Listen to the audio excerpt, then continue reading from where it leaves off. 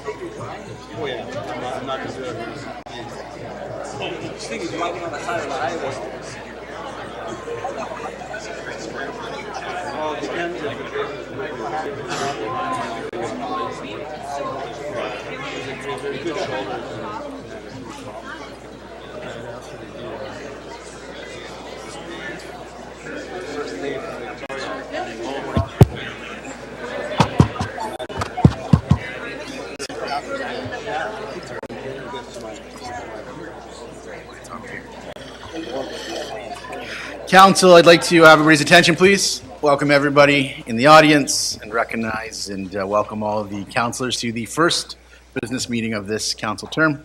I certainly look forward to working with all of you. I want to thank the media and broadcast partners for reporting on and broadcasting our council meeting. We have on TV here tonight with us too, so we'd like to welcome them to the chamber. Mr. Clerk, if you can please begin the meeting. Mr. Mayor, members of council, under item number 1, adoption of minutes, a motion by councillors Christian and Shoemaker. Resolved that the minutes of the regular council meeting of 2018-1105 and the inaugural meeting of 2018-1203 be approved. All in favor? Carried. Under item 3, declarations of pecuniary interest. Anybody have any declarations of pecuniary interest? Any conflicts? I do, Mr. Clerk. I think I had told you in advance. I'm just looking for the agenda item now.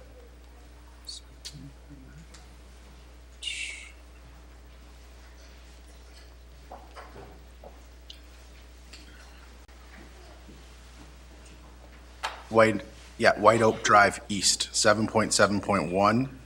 The owner of that property is a client of my law firm. Any other declarations? Councillor Scott? 8-8. I have a declaration due to relative working for Launa. Okay, so that would be motion 8.8. Yep. Anything else? Seeing none, we can proceed, Mr. Clerk. Under agenda item 4, approve agenda as presented. A motion by councillors Christian and Hilsinger. Resolve that the agenda for the 2018-1210 City Council meeting and addendum as presented be approved. All in favor? Carried.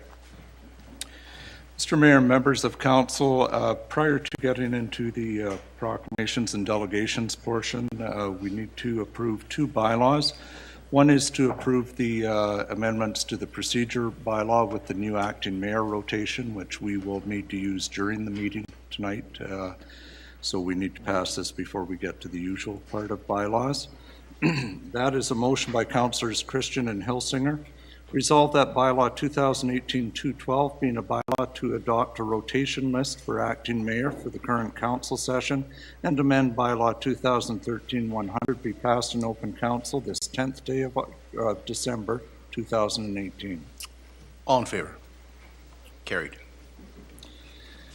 As well, on the addendum, there is under item 11.1.17, there's a bylaw to appoint city solicitor. A motion by councillors Hilsinger and Christian.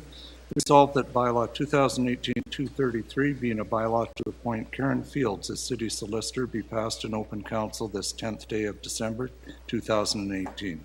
All in favor? Carried. Under section 5.1 Community Christmas for Children, Krista Rowe, Planning Committee member, is in attendance. Welcome to council. You should all come up. Yeah, come on right up to the microphone here. Yep, right there.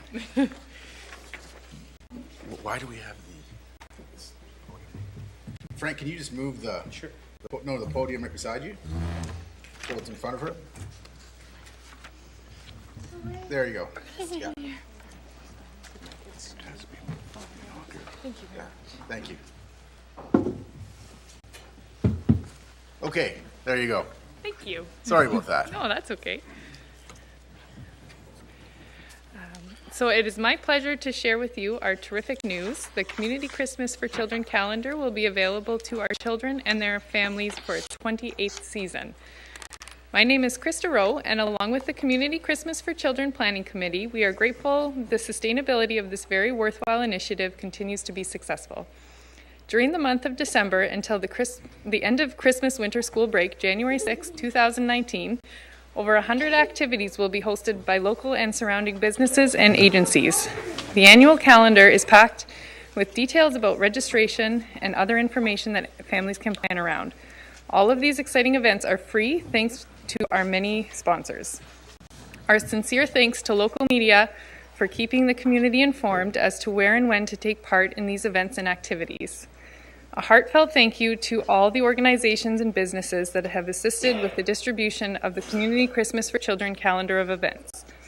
Families will receive a copy of the 2018 Community Christmas for Children calendar through their child's school and can also be found online at www.childcarealgoma.ca and www.volunteerssm.ca. Our Child Care Algoma office will be available for further clarification. We can be reached at 705-945-8898. Sault Ste. Marie is known for its generosity and acts of kindness. Together, we will be celebrating 28 seasons of Community Christmas for Children. We are forever grateful to our business supporters and event sponsors. Well done, Sault Ste. Marie, and happy holidays. Thank you. Mayor Provenzano, would you kindly read the proclamation for Community Christmas for Children 2018? I'm happy to. Thank you. Whereas children are very important members of our community and the upcoming holidays are a particularly special time of year for children, and whereas the Community Christmas for Children, consisting of community businesses, agencies, and organizations, plan no-cost activities for children and their families during the month of December and the school winter break. And whereas the goal of Community Christmas is to bring the community together to support families and to brighten and enrich the holidays for children. Now therefore, I, Mayor Christian Provenzano, as Mayor of the City of Sault Ste. Marie, do hereby proclaim December 1st, 2018 through January 6th, 2019 as Community Christmas for Children, and urge all citizens of Sault Ste. Marie to take advantage of the many activities available for children and their families. Thank you, and thank you for all the effort you put into this. Thank you.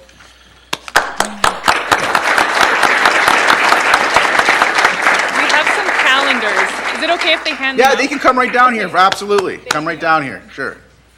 They have apparently some presents to distribute or a schedule of some sorts. Yeah. And what's everybody's name here, starting with the first little one? Caden. Caden. And then we have Kieran.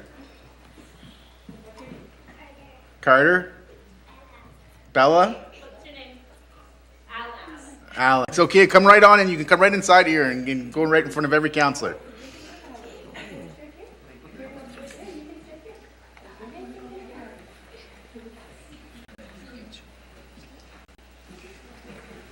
You're welcome.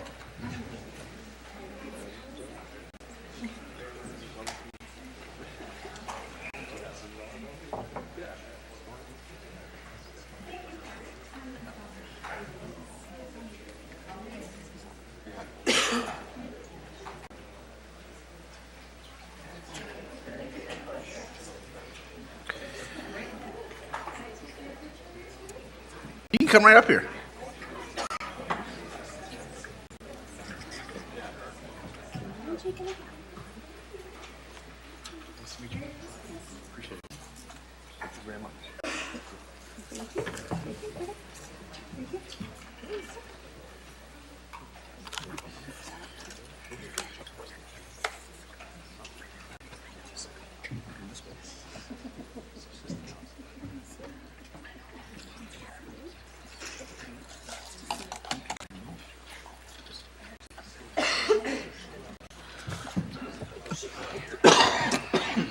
Okay, Mr. Clerk. Mr. Mayor, members of council, under agenda item 5.2, future SSM project update, Travis Anderson, project manager, is here regarding agenda item 7.3.1, which is the future SSM project update. I have a motion by councillors Christian and Hilsinger. Resolved that the report of the Deputy CEO, Community Development and Enterprise Services concerning future SSM project update be received as information. Before we go to Mr. Anderson, Deputy CEO Ver wanted to speak. Thank you, members of council. As part of our regular update to council on the future SSM project, we thought it would be appropriate to have Travis Anderson, our project manager, present to you tonight. Certainly we have the social equity coordinator that will be joining us shortly, but the rest of the team is hired. They've been doing a lot of outreach in the community, and we want to emphasize that this is a community plan developed by the community, and as you'll see from Travis's presentation, we continue to engage the community. We had an open house November 30th with Gil Panalosa that was well attended. We've got the action teams working, and there's a lot of positive energy that's coming from this initiative. So we're excited to have the team formed and Travis to provide his update tonight. Thanks, Tom. Mayor and Council. I'm going to keep this very brief tonight. We provided Council with the comprehensive report. It's included in your package. I also want to just let it be known for members of the public that we've uploaded that very same package on our website and is available at futuressm.com. So I'll just get to the brass tacks tonight. So as Tom mentioned, it is a community-led project. We've initiated since June the Community Development Roundtable as well as 7 action teams. We've got over 70 individual citizens that are involved in this process right now. They are the ones that are not only helping us implement the recommendations of the CAC report, but also flesh out the priorities for the community. As Tom mentioned, we've got most of the project team here and actually in the audience right now. And we have our social equity coordinator starting on Monday, so we're looking forward to having a full team in-house. In terms of work in progress, as I'd mentioned, the details are in the report, but we're currently working on downtown development initiatives for wayfinding and physical improvements for the downtown in conjunction with the planning department. On the arts and culture, it's a separate item on the agenda tonight, but we are moving forward with the community cultural plan and a community art project. We have some initiatives moving forward on film and digital media that you'll be able to read about.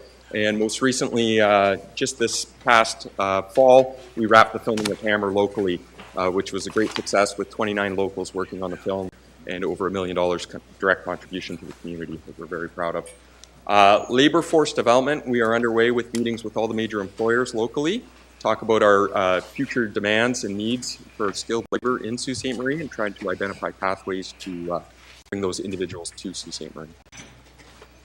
Other highlights, we are currently working on the visual identity and branding. We've done outreach with 150 individuals on this phase of branding that we're working on right now. Collectively, since we've kicked this off, we've met with over 700 individuals. On education and innovation, as you're aware, probably through the previous briefings from the PUC, in conjunction with their Smart Grid project, we're working on a Center of Excellence for Energy. We're doing that in partnership with the EDC, the PUC, the Innovation Center, Algoma University, and Sault College.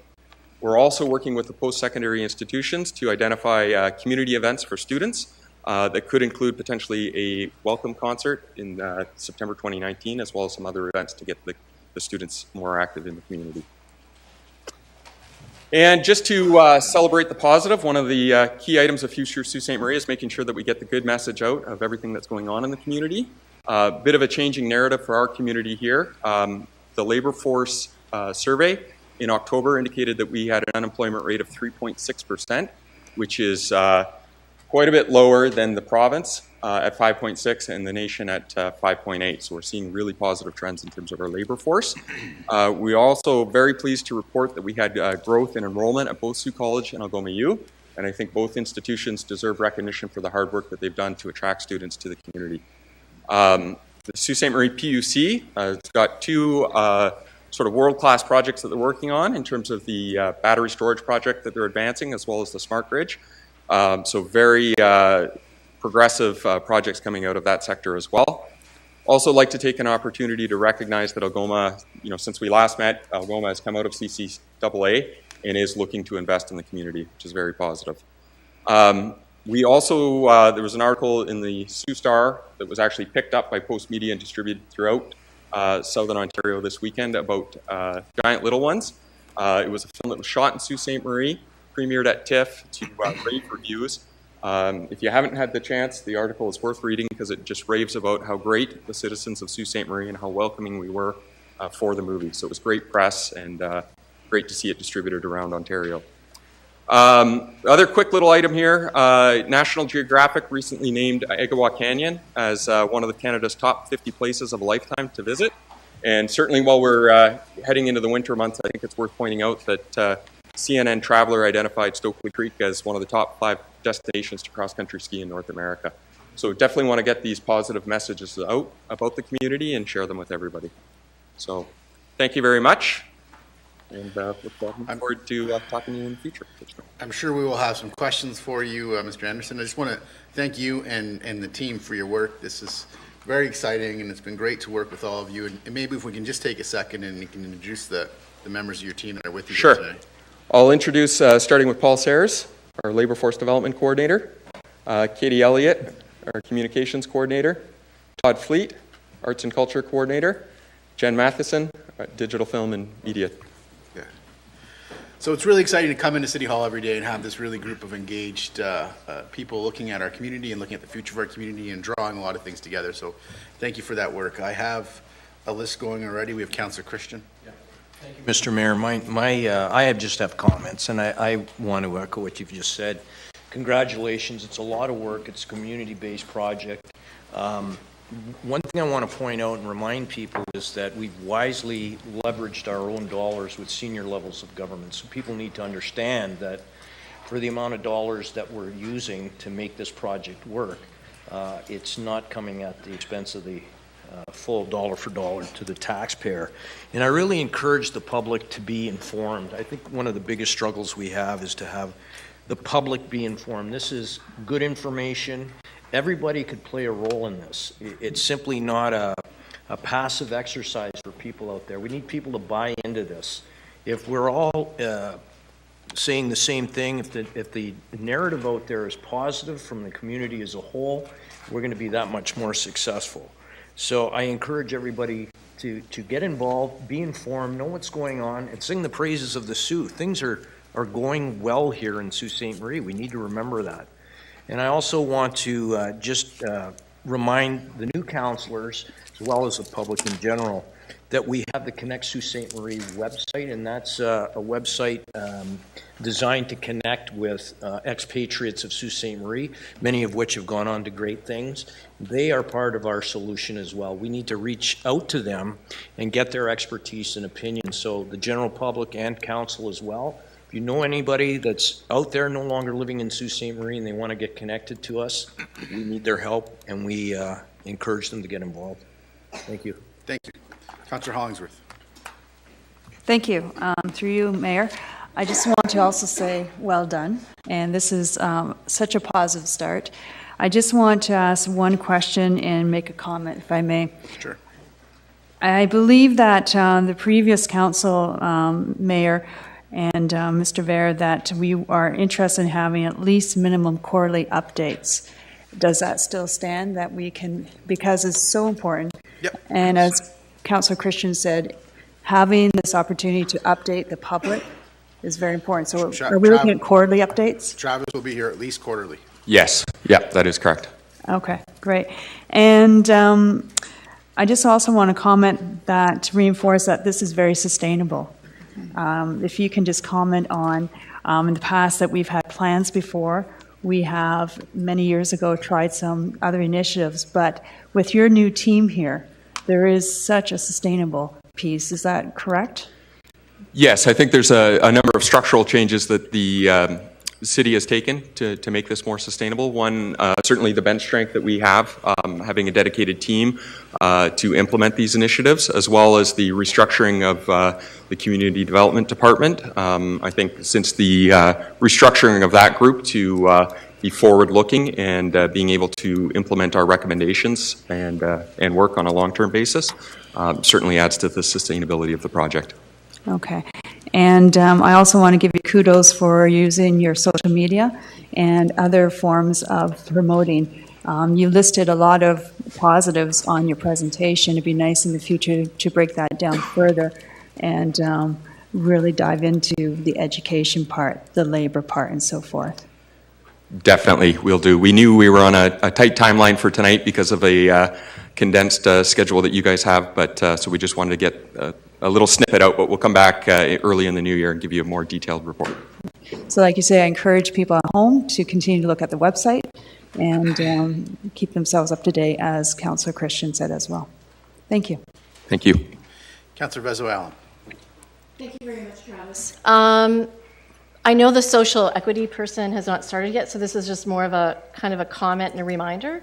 In our community, we have a lot of people living in poverty, as well people with disabilities that have a lack of opportunity and don't feel connected with our city. So I would like to see in that social equity piece that we include all members of our community and be really mindful when we're talking equity that it is equitable. And that we don't forget certain populations in our community when we're doing this high-level planning, because that can tend to happen sometimes. But thank you so much, and I enjoyed meeting with you and Tom and getting to know more about the project. Thank you, and we certainly won't forget that. Thanks. Okay, thank you, Mr. Anderson. Thank you. Appreciate it. Mr. Clerk? Under agenda item 5.3, Sault Cycling Club, representatives of the club regarding agenda item 8.5 are in attendance. 8.5 is a motion by Councillors Hollingsworth and Hilsinger. Whereas the Sault Cycling Club has developed a proposal for an active trail network, a series of sustainable biking trails that connect to the John Rosewell Hub Trail system, which would largely be on city property. And whereas such a trail system would be a great addition to the John Rosewell Hub Trail, Council encouraging activity and recreation within the community and a tourism asset, and whereas Council requires an assessment of the costs relating to the development and maintenance of such a trail system before it can make a decision on proceeding with its development, now therefore be it resolved that Council directs staff to consider the proposal developed by the Sault Cycling Club, assess the direct and indirect costs related thereto, and report back to Council on said costs, project feasibility, and any recommendations staff may have as to whether and how to proceed with the project. Okay, welcome to council, gentlemen. Thank you. Thank you. As representative of the Sault Cycling Club, we're here tonight just to go through our proposal that's been put forth to the council. The proposal is to develop natural surface cycling opportunities throughout Sault Ste. Marie through a pilot project in the Finn Hill area.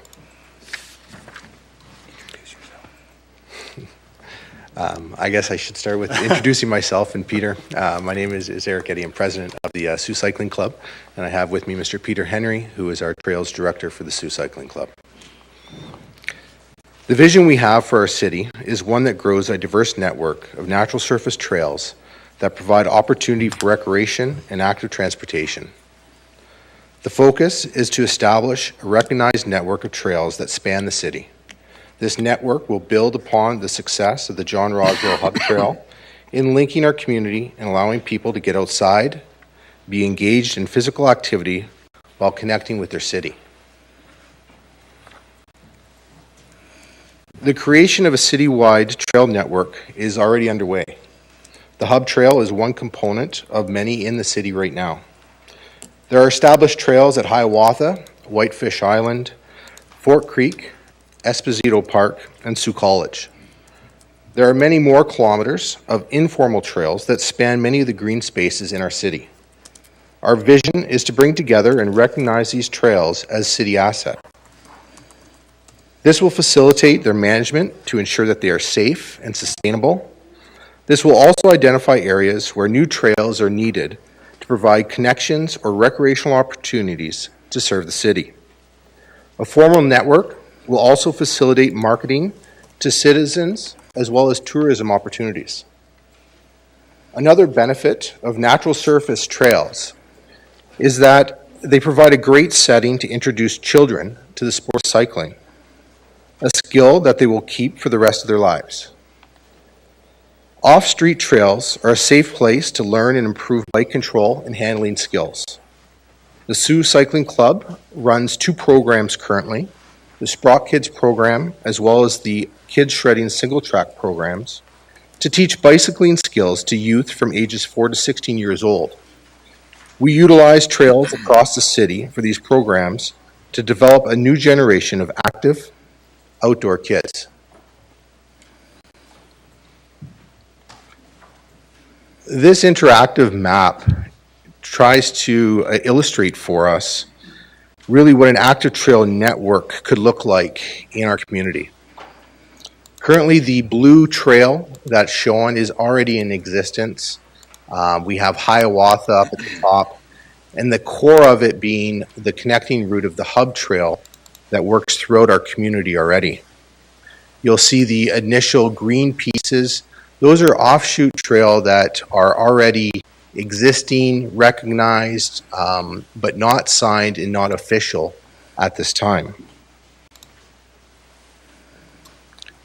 What we see the ability to be with these trails and the connectivity is to look at areas where we have an opportunity to improve the health and wellness for our community.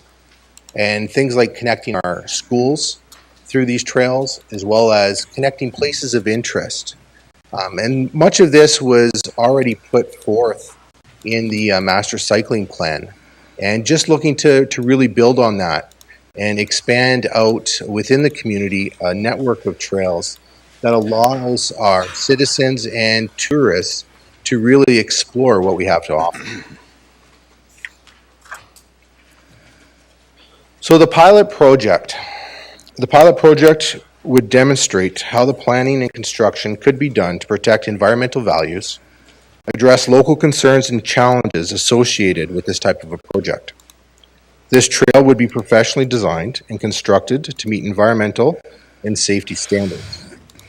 Again, we are looking at the pilot project being a part of the Finn Hill area.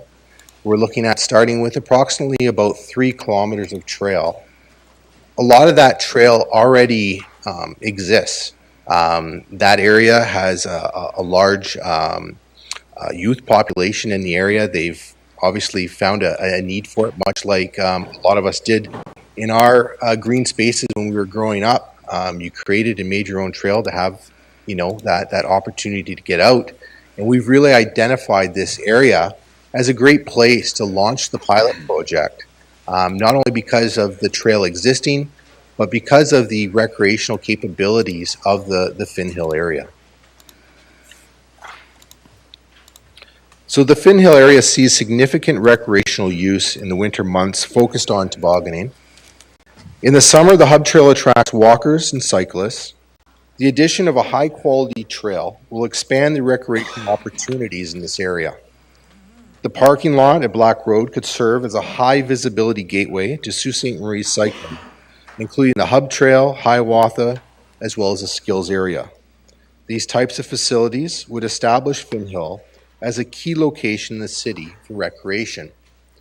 Here on the illustrated map, you can see the green line, that's the Finn Hill Trail that we're proposing of about 3 kilometers, does link in with the hub trail, as well as ends down at the main parking area at Finn Hill, just off of Black Road. This area is a great place, not only for community members to join in, but as a location to really put out there what we have to offer as a cycling community. It's one of the main entrance and exit routes through Highway 17 for people that are traveling through our communities, and gives us an opportunity to show them what lies deeper into our trail systems and the access that they could have throughout town and being able to get on their bikes and enjoy what we have to offer here in Sault Ste. Marie. In the process of putting together this proposal, we have worked with community partners, which have included the Conservation Authority, Algoma Public Health, Sault College, and STAC. They have helped provide insight and direction on measurable community benefits, such as making sure that the trails are accessible to all, that we're able to provide a lifestyle that encourages our youth to either stay or to return to our community, and increase tourism opportunities and add to the appeal for travelers to spend extra time in our city.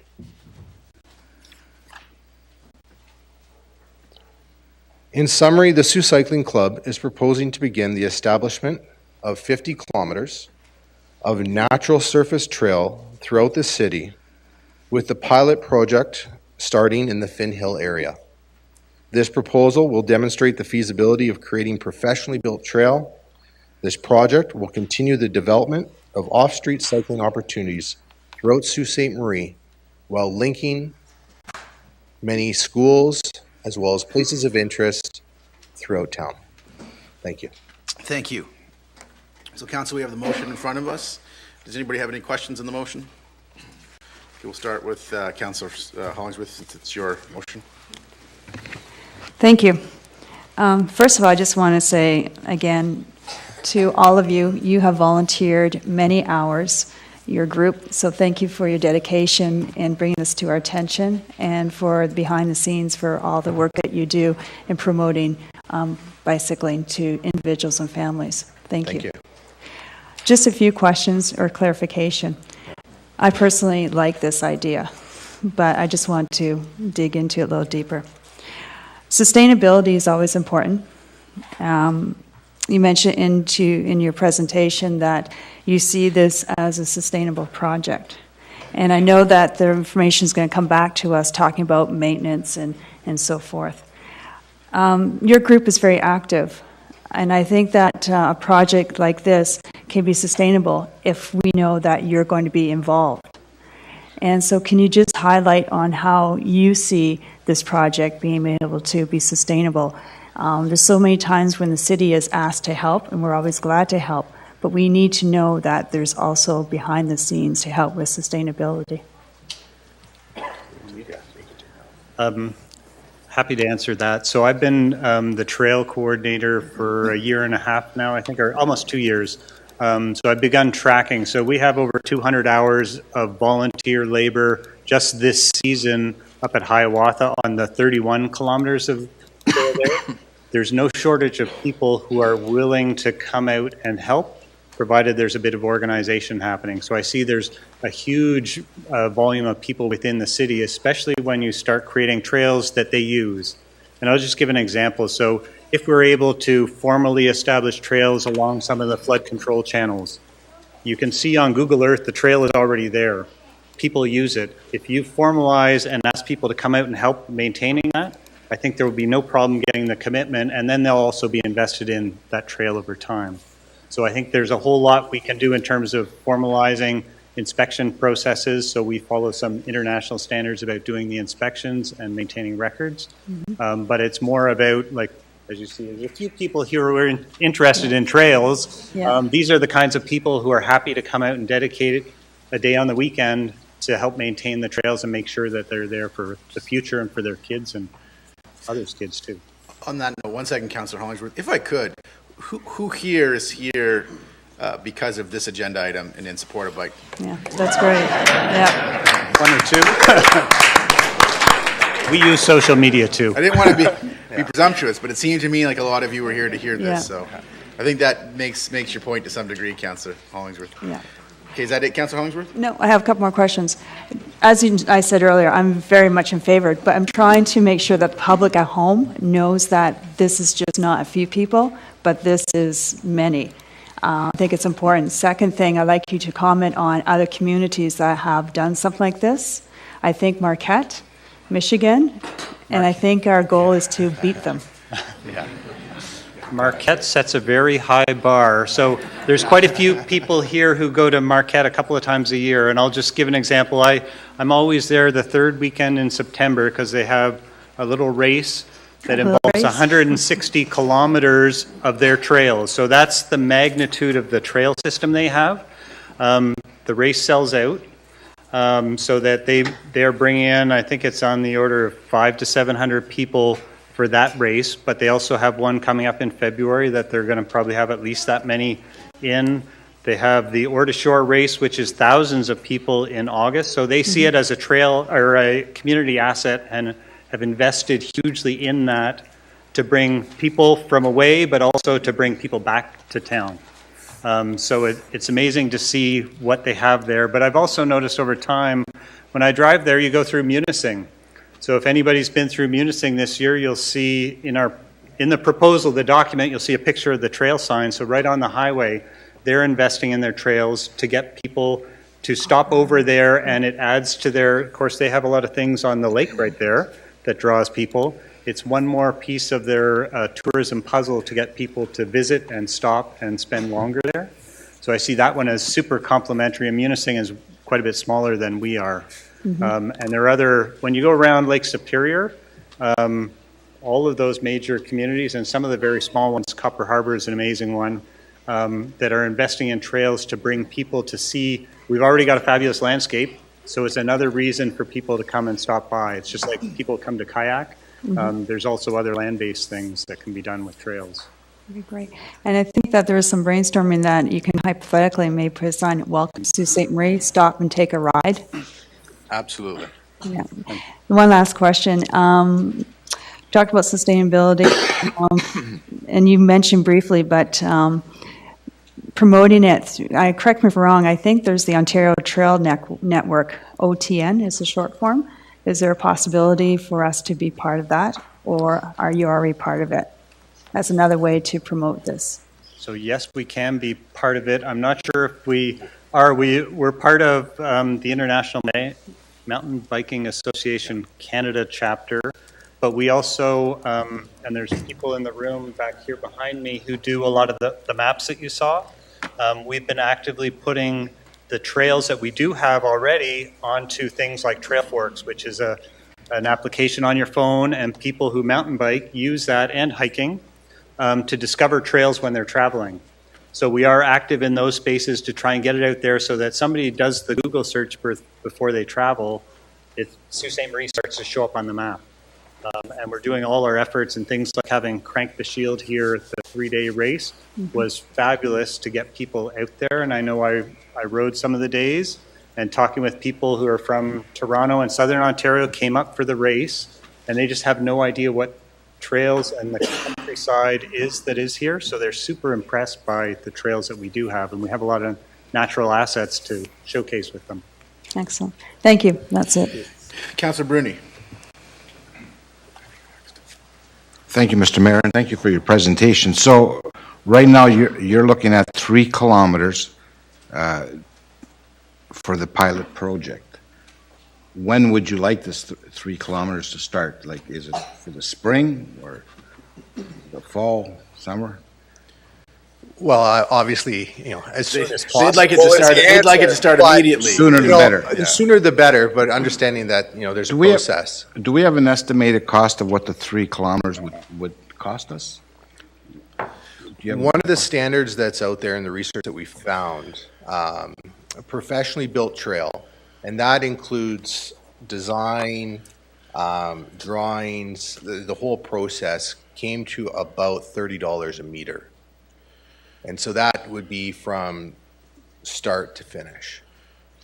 For the 50 kilometers or just for the 3 kilometers? Just for the 3. Just for the 3. Right. A lot of trail that we're looking at that's part of this already exists. Already exists, eh? The trail that would be part of the Finn Hill pilot project would probably be a bit of the heavier labor with regards to the entire 50 kilometers. And I don't think that we would want to assume that the entire 50 kilometers we would be at an average of $30 a meter, no. Okay. So, yeah, good question, Councillor Bruni. When the Sault Cycling Club approached me with this proposal, I had a lot of these same questions, which is why we're on the path we're on today, which was, you have to work with our staff so they can assess this, obviously Public Works, Community Services, and see what they can bring back to council so council can make a concrete decision. I think we're in a position to say in principle that we love the idea. I certainly love the idea. I told that to the group that came to see me and want to support it. But before we were actually able to build paths, and if they were passing our property, we would have to understand what the liability was, but also like what standard we had to hold them to. Because we were going to build the paths, we'd have to make sure we held them to a certain standard so that they would be appropriate for the public to use commonly. So that's what this will get us to do. And this team and these gentlemen are really looking to get this done as soon as possible, but they recognize they got to work with city staff to get back to. Fair enough. Thank you. So we have Councillor Nero. Thanks, Mr. Mayor. I think you've addressed my question. I think it was the same, but just for clarification, this motion is addressing the total 50 kilometers, not just the 3 kilometers. Well, the intention of the motion is to get them working with staff on this project, so staff doesn't have to keep on coming back here for approval to work on it. They'll sit down and they'll look at it. I think what they're going to look at first is the pilot, but you're not today approving 50 kilometers of bike lane trails at an unknown cost and expense. No, what you're saying is, But the group is asking or is presenting for a 3 kilometer pilot project with a skills area that'll come separated from the total cost. I think that's where we can address that separately. They're going to start there. Okay. Thanks. Councillor Dufour. Hi, through you, Mr. Mayor, to our presenters. I just wanted to say I really appreciate your presentation. I love the idea. My question to you today is whether or not you guys have looked at any external funding opportunities with other grants or organizations that might also be interested in supporting this project? So in our planning process here, we've had discussions, really trying to get through to this first stage and get working with the city.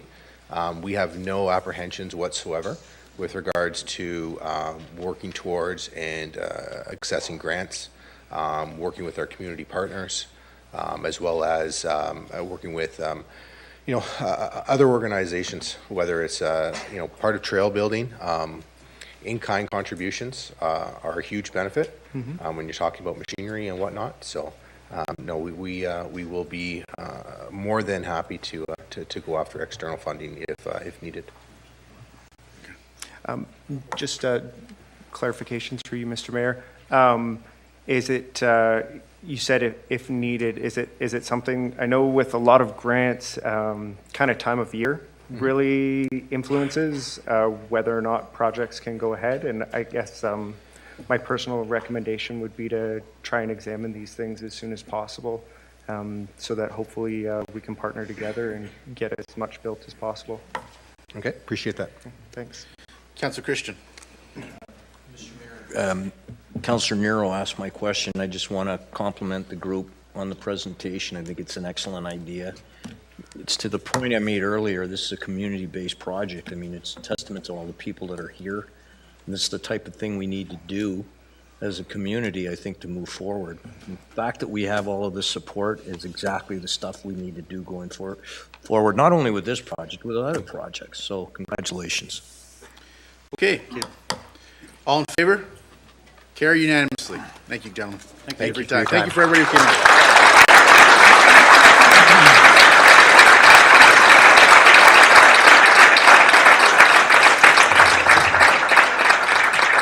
So, Mr. Clerk, we can move on to the next item, but perhaps we should give the chamber just a second to empty, because I feel like there's going to be a mass exodus here.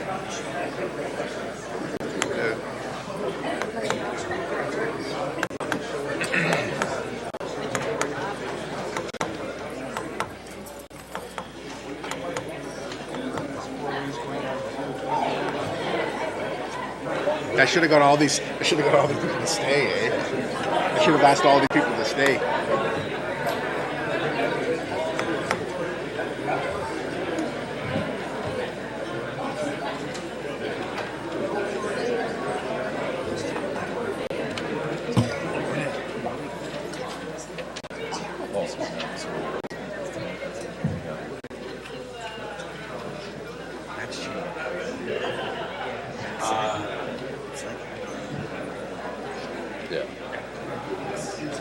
Which is great.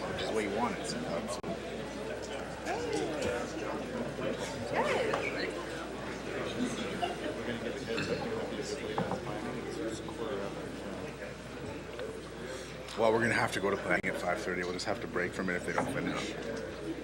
We'll start it. Planning room. No, we'll just come back.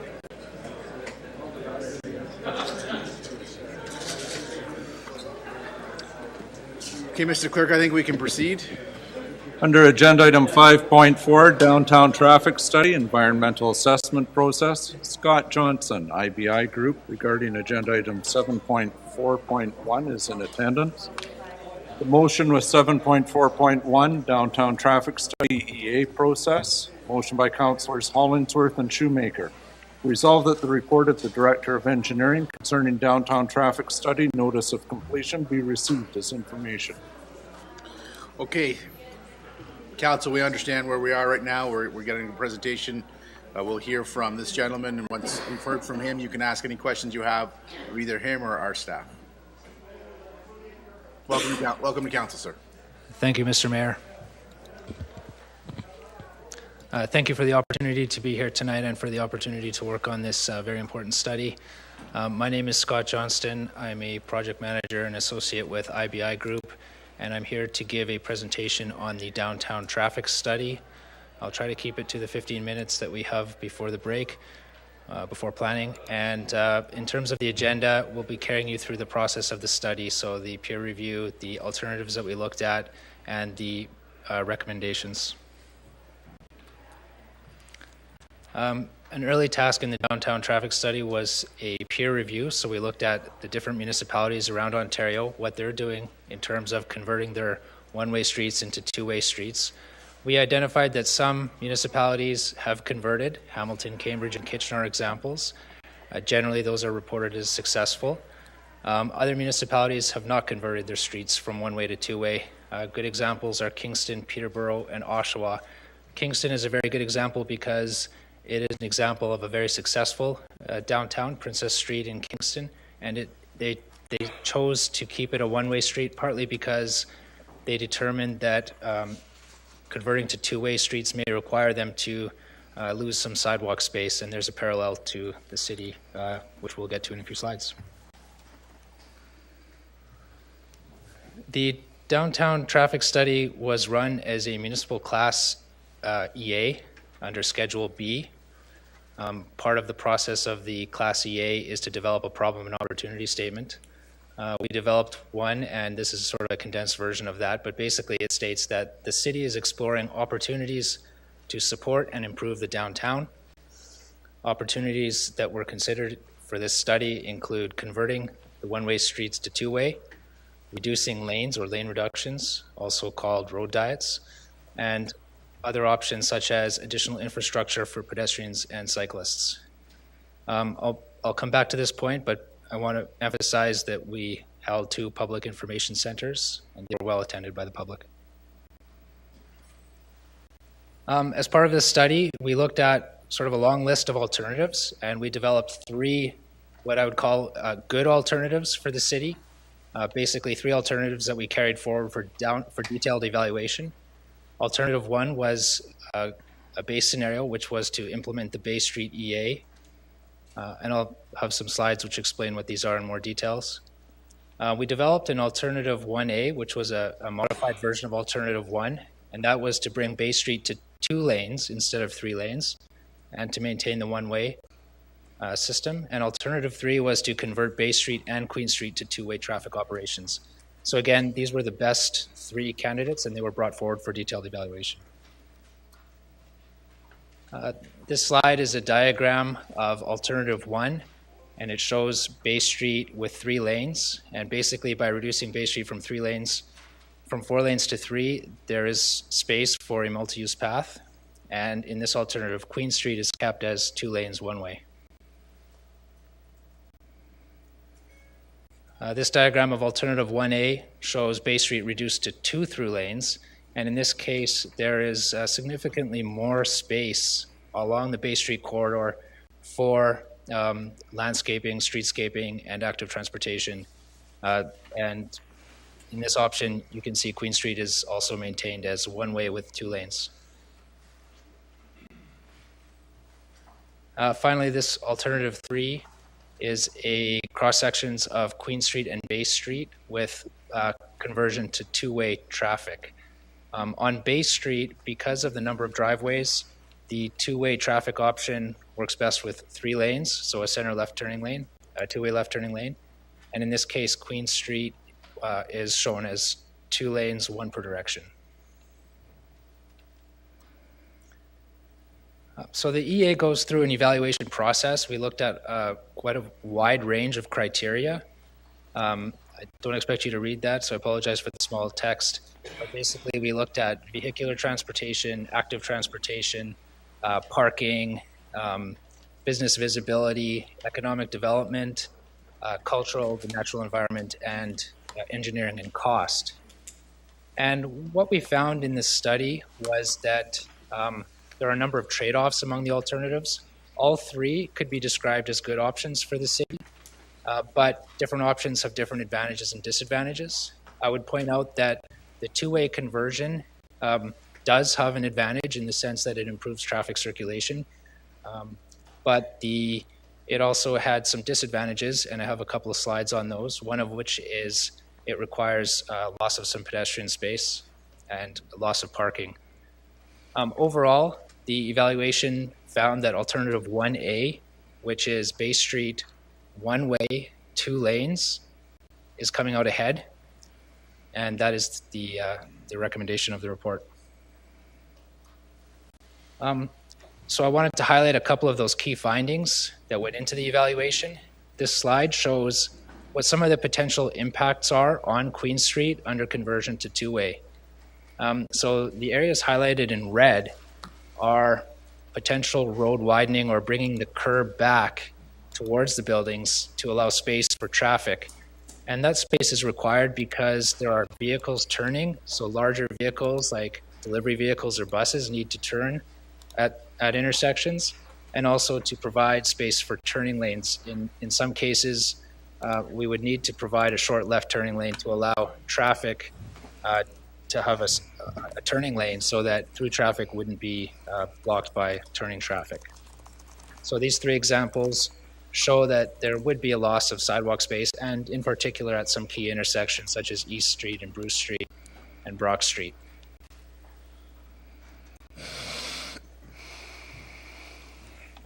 One of the other findings of the study, of the traffic study, was that Bay Street is a road that is suitable for road diet. But basically, there is an excess amount of capacity on Bay Street for the amount of traffic it handles. It was determined that Bay Street would continue to work well with 3 lanes and with 2 lanes.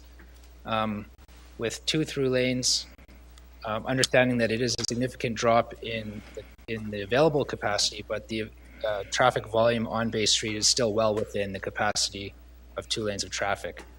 Another recommendation from the traffic study points to the turning lanes that we would recommend. So there are a number of locations where turning lanes would be warranted, and that's a preliminary recommendation. The details as to the configuration would come under detailed design. However, we have a list of preliminary locations for those. Want to emphasize that we went to the public through 2 public information centers. We also held a workshop with the Downtown Association, I believe in September, and we're currently under the 30-day public review period. For the EA. In terms of the comments that we heard from the public, we heard a wide range of opinions. There was a mixed opinion on 2-way versus 1-way.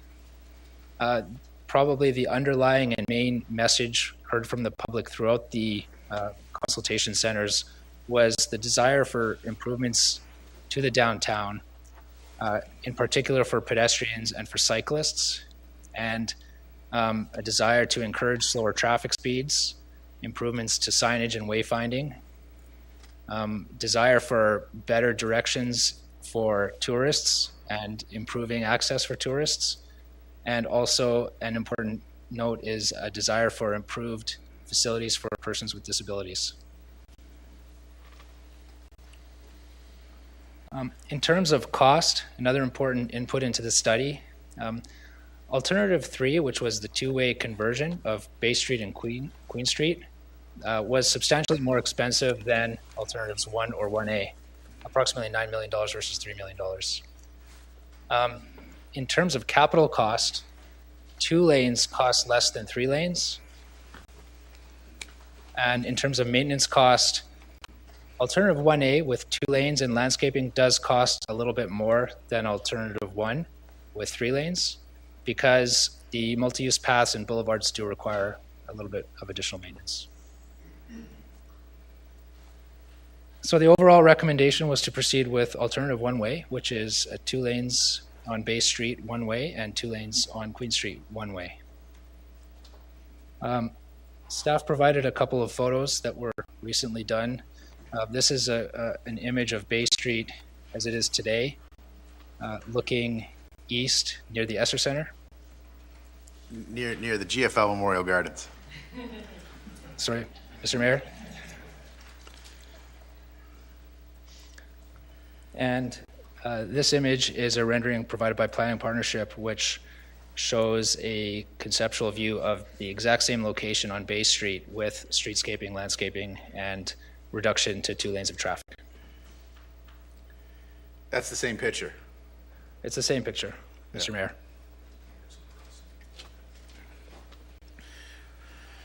Okay. So as I mentioned, the EA is currently under a 30-day public review.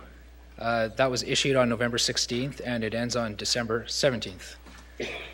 Following the review period, provided that there are no Part 2 order requests, the city can proceed with the project. That's all I have, Mr. Mayor. Okay, did staff want to add anything at this point, or staff just want to make itself available for questions? So, Mr. Elliott? Mr. Mayor, I just add this evening's report is an information report. In addition to what Scott said, the EA has been posted. It's been in the public for 3 weeks, and it expires on next Monday. And that's once the process is done. If there are no Part 2 order requests, then we can proceed with the project. If there are Part 2 order requests, then we would work with the requesters to see if we can allay their concerns in order to keep the project on track. Okay. So I have a list here. Councilor Nero. Thank you, Mr. Mayor. Thank you, Mr. Johnson, for that presentation. And I have a couple of questions, and either Mr. Johnson, yourself, or Mr. Elliott can answer them, whoever you decide is best to answer, I guess. The first one refers to the turning lanes. In the presentation, you list 5 streets: Bruce, Elgin, Spring, Brock, and East, and you demonstrate how that would work on 3 of them. Does that mean we're recommending those 3 in this proposal, or the 5? Mr. Mayor, the 5 locations are recommended for turning lanes. There was only room on the slide for 3 diagrams. Okay, and I would emphasize that the exact lane configuration is only preliminary. The EA is a Schedule B, which means we're dealing with the planning alternatives. We recommend a planning alternative, but there is opportunity for the city to review and tweak the exact lane configuration that's recommended in the EA. Okay, so we're looking at those 5 intersections, and how do you arrive at the distance that we're going to allow for queuing in those turning lanes? Mr. Mayor, there's a traffic study, and we look at the traffic volume that's using those turning lanes and the classification of the road. Generally, it's a good idea to provide turning lanes where Bay Street would intersect with a city collector road or arterial road, almost regardless of traffic. The reason for that is that those intersections tend to handle larger vehicles, and they tend to be busier intersections. Other locations could be warranted based on traffic volume. Off the top of my head, one example of that is Bay Street and Spring Street. And at that location, for example, I recall that the traffic count had approximately 160 vehicles making the left turn in the afternoon peak hour. So that's a sufficient number to warrant a turning lane. Right. So the question is based. So if the turning lane is warranted, how long do you make that turning lane? Do you foresee a turning lane going from one block to the next, the entire block? There's some flexibility in that. There's some design standards that would affect the length, but essentially you want to provide a turning lane length that accommodates any stopped vehicles that are waiting to turn. So that's a storage length. And then there's a taper length, which is allows vehicles to safely enter that turning lane at speed. So both of those factors would be looked at in detailed design. So we wouldn't end up in a situation where one of the two lanes that are through lanes would be stopped because someone stops that lane because they want to get into the turning lane. That it would be desirable to not have that occur. That said, there are a number of driveways along Bay Street which would not have turning lanes, but the traffic volume into and out of those driveways is less. You generally want to provide turning lanes where they're warranted because of those considerations I said, higher traffic volumes. Okay. Thank you. My second question relates to our transit system. Does this layout allow for laybys for our buses? Yes, it does. Laybys were not part of the planning study, but transit was part of the planning study, and they could be implemented during design.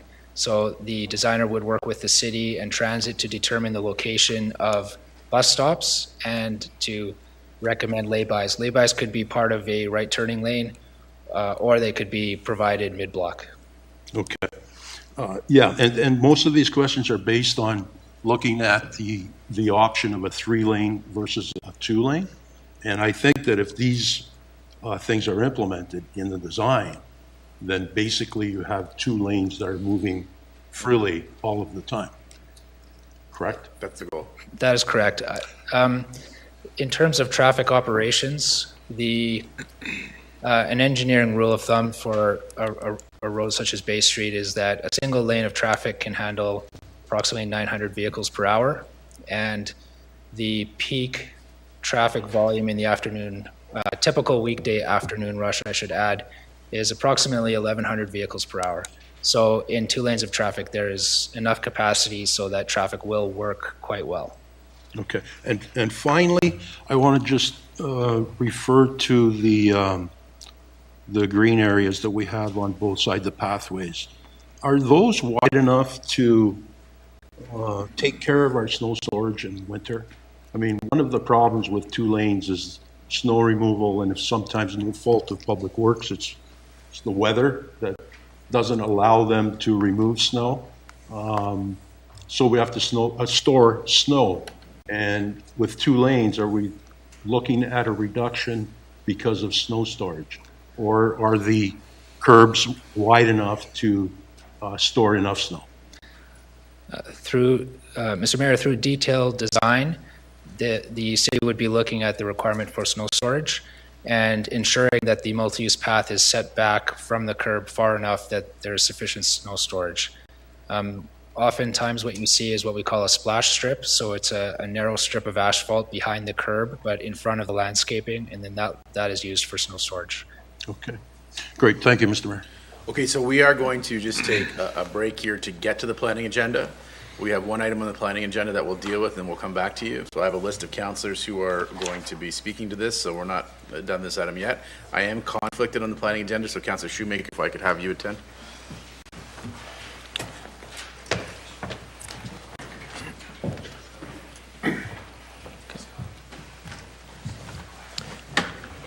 Okay, so we've got agenda item 7.7.1, which is 11 White Oak Drive, planning request. If I could have Just Mr. read the resolution first. Oh yes, read the resolution first. Thank you. Mr. Acting Mayor, members of council, agenda item 7.7.1, A1418Z, 11 White Oak Drive East. Motion by Councillors Christian and instead of Councillor Shoemaker, we'll use Councillor Hilsinger. That's okay, because Councillor Shoemaker is acting mayor. Resolved that the report of the planner concerning rezoning application A1418 said be received, and that council approved the application and rezone the subject property from M1 S245 light industrial zone with a special exception 245 to M1.1245 light industrial zone with special exception 245 with the following amendments. 1. An auto parts retailer is an additional permitted use. 2, up to 4 accessory use freight containers as an additional permitted use with the condition that they are located no less than 45 meters from North Street. And 3, waiving the required front yard landscaping on White Oak Drive East, and that the legal department be directed to prepare the necessary bylaw to effect this approval. Okay, thank you, Mr. Clerk. If we could have a brief description of the matter from Mr. McConnell. Thank you, Mr. Acting Mayor. Some members of council may remember the subject property as the old Bluebird Bakery store. More recently, it was used as the Brick Furniture Store. As the clerk explained, the applicant has applied for a rezoning to permit an auto parts store in part of the building. Given that there will be no changes to the exterior of the building, staff have no hesitation in recommending approval. Council may be interested to know that we did not receive any comments or concerns from the neighbors on this application. And it is recommended for approval. The applicant, Mr. Davio, is in attendance tonight, should council have any questions. Okay, any questions from council? Ms. Hilsinger, Councillor Hilsinger. What would be the reason for waiving the landscaping? Mr. Acting Mayor, through you to Councillor Hilsinger, basically the entire White Oak Drive was built under different zoning rules many years ago, and there was no landscaping requirement at that time. All we're doing now is recognizing the existing situation. Legally, they don't have to provide that landscaping at this time. As a result of a previous application, there was considerable landscaping provided on North Street, including 3 or 4 rather good trees that have grown quite well. And that is really the area where the neighbors across the street notice it. But it would be very difficult to put landscaping in on this site at this time. Thank you. Thank you. Any other questions? Councillor Nero. Thank you, Mr. Acting Mayor. Mr. McConnell, I'm just trying to find it in here, but you probably can answer it more quickly. The containers that are in the backyard, which in fact is the side yard to North Street, there's still a buffer between the street and those containers? There's a distance separation, and that's what we're saying is that distance separation needs to be at least 45 meters.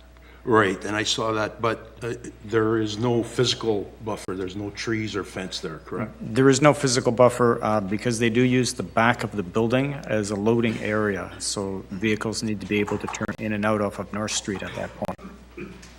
And that whole entrance takes up the whole frontage on North Street? It could be reduced.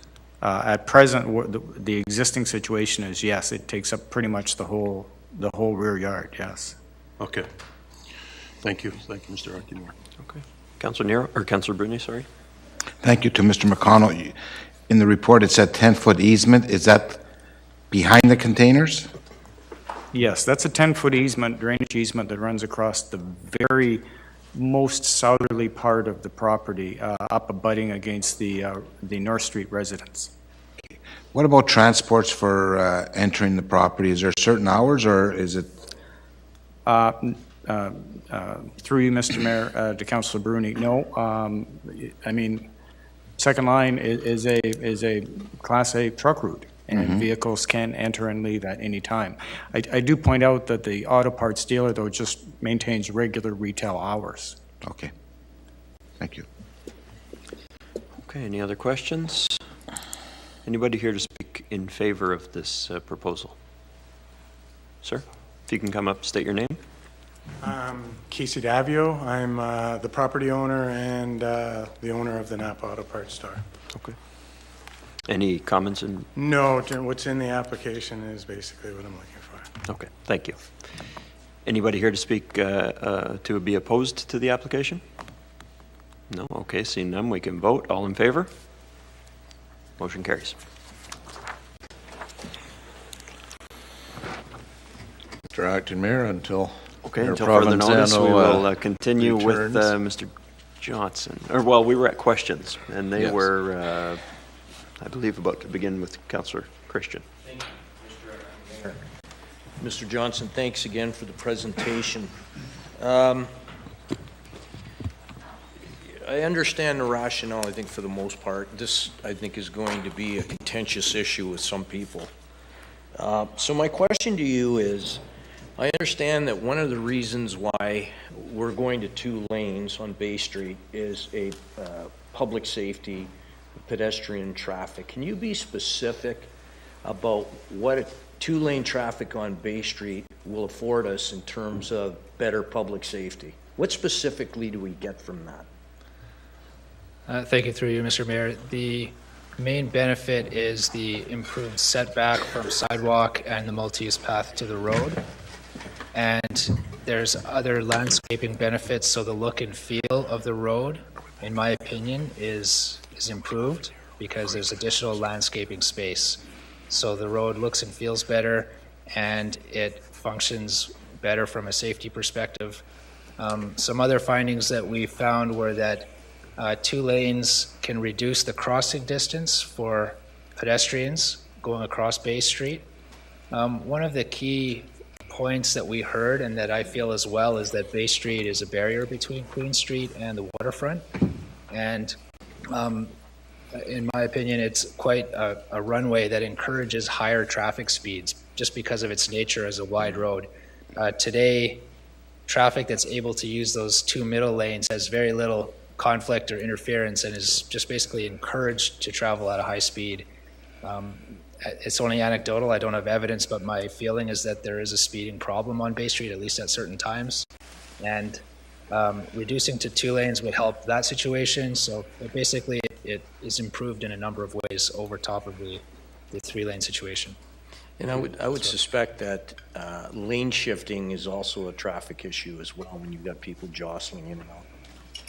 Yes, merging and weaving is a problem, and that would also be reduced with 2 lanes. Okay, a couple more questions. I'm assuming we know what the traffic count is on Bay Street. I don't know if it's an hourly rate or how you looked at. Do you happen to have that number? Would Mr. Elliott or yourself have the number for Bay Street? So the traffic study looked at it mostly from an hourly perspective because we wanted to look at it in a higher level of detail. Right. And traffic engineering tends to focus on the AM and PM peak hour, so that's what we looked at. I don't have all of the numbers, but I do recall that at the 2 busiest locations on Bay Street, the first was at Spring Street. I believe the volume is 1,030 vehicles in the PM peak hour. Traveling through Bay Street, through Spring Street. And up at where Pym Street hits Queen Street is the other location where it's busy. And at that location, I believe the number is approximately 1,200 vehicles per hour. Okay, Mike, and the reason why I asked that question is some people might say, well, why can't we have 3-lane traffic on Bay Street and we're proposing that 2 lanes is sufficient? What is the threshold for traffic volume in order to justify a 3-lane road? So, Mr. Mayor, I would first start by saying that we can provide those turning lanes which are mentioned earlier, and they improve the capacity versus strictly 2 lanes. So in some locations, we are providing 3 lanes. Right. In terms of warranting the overall increase from 2 lanes to 3 lanes, I would say we would want to see 1,800 vehicles per hour or 1,700 vehicles per hour on Bay Street to warrant that. To warrant full 3 lanes. So yes. We're like 2/3 of the way there, essentially, without having a calculator in my hand. At the peak time. At peak time. At peak time. Right. Okay. Thank you. Through you, Mr. Mayor, to Mr. Elliott. If we go ahead with this, just to be clear and for the public, this is going to be this is just going to be a resurfacing and not infrastructure work. Is that correct? Mr. Mayor, to Councillor Christian, yeah, it's primarily, I'd almost call it a partial rebuild. because we're putting new curbs in, obviously, if you're doing 2 lanes, but we're not rebuilding the road structure itself. And we may be doing some spot repairs depending on what our camera work shows, but this is not a full rebuild of Bay Street. That we're hoping that Bay Street has the underground should have another 30 years or so left in it. As I know that the PUC likes to coordinate their work as well, so we're fairly comfortable that the work that we do will, before we need to get to the infrastructure, the surface itself would be in need of replacing again. That's correct. We're at the Bay Street's been resurfaced so many times. We're lucky to get 10, 12 years out of a new surface. So we'll be resurfacing Bay Street within the next, this summer, we'd be out there 12 years from now, at least putting new asphalt back down. Yeah. And I would suspect that the timeline would be, would that be diminished simply because there's more traffic on 2 specific lanes? Yeah, it may. Okay. Just 1 or 2 more questions here. Just hypothetically, if we were to say, look, thanks for the report, but I don't agree with it, we don't agree with it, and we turn it down, what happens? What is the process? I'm not sure who can answer that question. If we just say, you know what, we appreciate it, we don't want 2 lanes, what occurs? Okay, so would you like to take that, Mr. Elliott, or would you give that to the consultant? It's up to you two. It's up to you two. Whoever you think is best positioned to answer it. I can try first, yes, Mr. Mayor. Sure. Because the EA has been filed, my understanding is that if the city prefers not to proceed with 2 lanes, that it would be recommended to go back to the public and explain the difference. Because the EA is complete, basically it's sort of an expectation that is the path forward for the city, and it would be recommended to go back to the public and basically amend the report. So it would require some cost and budget and schedule impacts in order to do that. Okay, thank you. Do you have anything you want to add to that, Mr. Elliott? No, I don't think so, Mr. Mayor. Thank you, are you Mr. done, Mayor. Councillor Christian? I'm done. Councillor Shoemaker. Just to pick up on that question, that was sort of half of one of my questions. So if we said, for example, we didn't want to go with the 2-lane option, but wanted to go with the 3-lane option, there is an EA completed on that, is there not? Mr. Mayor, yes, there is. And so how do we go about, choosing that EA over this EA? So this EA is essentially currently considered an addendum, or it supersedes the prior EA. So basically the prior EA is no longer valid, and basically it requires us to go back and amend the current EA or provide an addendum. And like I mentioned, that requires a number of steps to be followed. Okay. And what kind of time frame are we looking at to do that? Mr. Mayor, I would say it's going to be a few months, because you would need to go to the public with probably a notice of recommencement of the study, notice of public information center.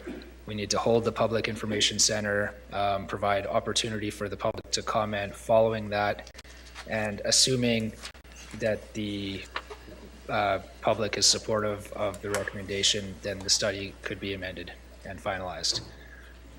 There is also a risk that if the members of the public are opposed to the 3-lane option, then that could delay the schedule and put us back into a similar situation. Right. So at least another construction season. I'm not totally familiar with the city's construction schedule, Mr. Mayor, but my expectation is if it takes several months, then that could happen. Okay. With respect to, that was my follow-up to Councillor Christian's question. With respect to the current EA, the proposal to go to 2 lanes, you had mentioned the busiest intersections at peak evening time are Spring Street and what I would sort of call in front of the Algonquin. I take that road every day.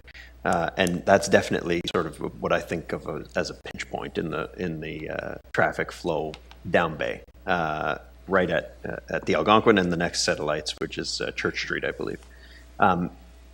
If we go to 2 lanes, my fear is that the bottleneck would be pushed further back down Bay Street, towards where the library is. So how have there been any potential solutions, or have there been any options that have been looked at to alleviate the pressure there? Generally, the traffic study looked at the busiest locations on Bay Street, which, as we discussed, and determined that 2 lanes is sufficient. In terms of shifting a traffic pinch point, I wouldn't expect there to be a significant bottleneck along Bay Street at any location with 2 lanes, because there are 2 lanes that carry up to Pym Street and that turn onto Queen Street, and that configuration would likely be, or would be, maintained. Generally, what happens is the Bay Street operates well, partly because you have long green bands, so long periods of green on Bay Street, and those could be adjusted in order to ensure that traffic moves smoothly through the area. Okay, so light timing, basically, could be adjusted. That's correct. Okay, which brings me to my next question about lights. What did your investigations tell you about the need for all the lights on Bay? Were there any that weren't warranted? Yes, Mr. Mayor. So part of the scope of the traffic study was to review the need for signals throughout the downtown. Basically, what we did is we ran signal warrants for the intersections along Bay Street and Queen Street. We identified that a fairly long list of intersections are candidates for removal of traffic signals, and the report identified 3 top locations for removal and a number of additional locations that the city could look at for removal of signals. I don't have the list of all 3, but I do know that Bay Street and Spring Street was one of the top 3 locations. I would just add that my understanding is that there was some concerns from the public at the city's last removal of traffic signals, and for that reason, the current EA identifies those locations as candidates for removal, but I would caution to say that they're a firm recommendation. I think city staff would want to look at them closely, signal staff and traffic operations and planning. Okay, that you're leading into all of my questions. The next question would have been for Mr. Elliott. Would that be something we would look at during the construction phase, whether or not the lights were warranted? I know we typically do, but would that be something we looked at in this case? Mr. Mayor, to Councillor Shoemaker, yes, that would be part of detailed design. Okay. And how about the timing and coordination of signals, specifically at the Pym and Church areas, where, as described, is one of the busier intersections, and there's a bit of a bottleneck there at the peak times? Mr. Mayor, to Councillor Shoemaker, yes, that can be part of detailed design also, or any time after, as long as the equipment's there to make changes. With respect to the traffic volumes on Queen Street, through you, Mr. Mayor, to Mr. Elliott, I think we heard at the busiest intersections about 1,000 or 1,050 vehicles per hour at peak time. Do you know off the top of your head? I didn't really ask you to prepare for this, but do you know a comparable street in town that has 1,000, 1,050 vehicles an hour at peak time? Mr. Mayor, to Councillor Shoemaker, I don't off the top of my head, but I think Queen Street has similar total volumes each day, so presumably the timing of the peak times is relatively similar. So Queen Street has close to the same amount of traffic as Bay Street does. Okay. And this, going back to Councillor Christian's comment, as an overall traffic during the day, excuse me, through the whole day, before we built Carmen's Way, we had over 14,000 vehicles on Bay Street, including the commercial traffic, of course, the big trucks. Now, the last count we got east of Spring Street, the highest number on Bay Street is just over 10,000. So it's gone down significantly. Yeah. Okay. Thank you. Mr. Marquette. Thank you. Before we move on, just one lane of traffic can handle, what you said, 900 vehicles an hour? Mr. Mayor, that's correct. Yeah. So 3 lanes would be 2,700, 4 lanes, 3,600. and we're at peak time 1,000 vehicles an hour. That's over all of our lanes. That is correct. Yeah. That's just a rule of thumb, however. Yeah, I understand. Councillor Bruni? Thank you, Mr. Mayor. Through you to Mr. Johnston. Regarding your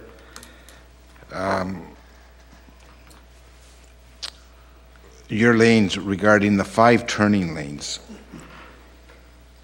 wouldn't it be just understandable that if you're going to have 5 turning lanes, you might as well have just 3 lanes going all the way down? I mean, it seems like you're driving, you have a turning lane, then you got to get back into one of the, we'll call them the straight lanes. Wouldn't that be more confusion for the drivers? Mr. Mayor, I don't think so. The turning lanes are only used for traffic that would be on Bay Street and exiting Bay Street or turning onto a side street. The turning lanes do not continue on the other side of the intersection. Therefore, I don't see that it is considered a third full lane. Also, the length between intersections is sufficient that it is appropriate to narrow back to 2 lanes and then widen out for 3 lanes at the next intersection, because it provides that additional landscaping space and it provides the setback in between blocks. Okay. When the traffic study occurred, was there anything happening in the downtown area? Anything happening at the GFL Center, et cetera, just to see how the congestion, if there is congestion, occurring when people are leaving a particular event? Roberta Bondar, et cetera? Mr. Mayor, I have to admit I'm not sure, but I do recall we looked at the dates and they seem to be typical weekdays, but I'm not sure of whether or not there were any events in the downtown. Okay, and what about traffic coming off the bridge? Our tourists, any effect on them? Well, as part of the EA, we were looking at the 2-way option, and it was noted that a 2-way option would provide an advantage for traffic coming off the bridge because it basically would land them on the street facing east. In terms of maintaining the 1-way option, the study does recommend that the city look at improved wayfinding and signage to encourage tourists and direct tourists to the downtown, and to help address that issue of confusion of accessing the downtown. Okay. And I guess a question to Mr. Girardi regarding the snow removal. I know it was touched a bit, but to Mr. Girardi, regarding the snow removal, is it more difficult or status quo as having 4 lanes, 3 lanes, or the 2 lanes? Is there any difference for the snow removal program on Bay Street? Through you, Mr. Mayor, to Councillor Bruni, I think we'll work with certainly the consultant and engineering on the detailed design to assure that we have adequate snow storage, and certainly our staff is used to the 1-way at this point in time. I think that we are able and capable of maintaining this. Okay. If it goes down to 2, so you're going to have green space on both sides of the road, correct? That's correct. Correct. So what about to Ms. Hamilton Beach regarding the snow removal? So is it more work involved removing the snow? Through Mr. Mayor to Councillor Bruni, are you meaning removing the snow or just plowing? Well, would the our snow routine would remain the same. Would the snow be removed on a regular basis, or it just basically pile up and then do a complete cleanup as you do it on Queen Street? To Councillor Bruni, I'm assured that we could have enough storage space that we would be in a very similar routine as we are today. You would actually have enough and adequate space behind the curb. Okay. All right, thank you. Is that it, Councillor Bruni? That's it. Councillor Dufour. Thank you, Mr. Mayor. Many of my questions have been asked already, but one that hasn't is, so from my understanding of your report, Mr. Johnston, under 2 lanes, we will have an excess capacity on Bay Street of at least 400 to 500 vehicles an hour. Is that correct? That is correct. Was there any measure done during the traffic study to measure additional excess capacity for eastbound vehicles on Albert Street? Mr. Mayor, the traffic study did look at the traffic conditions on Wellington and Albert as well, and it was determined that there is sufficient capacity on the network overall and on those corridors as well.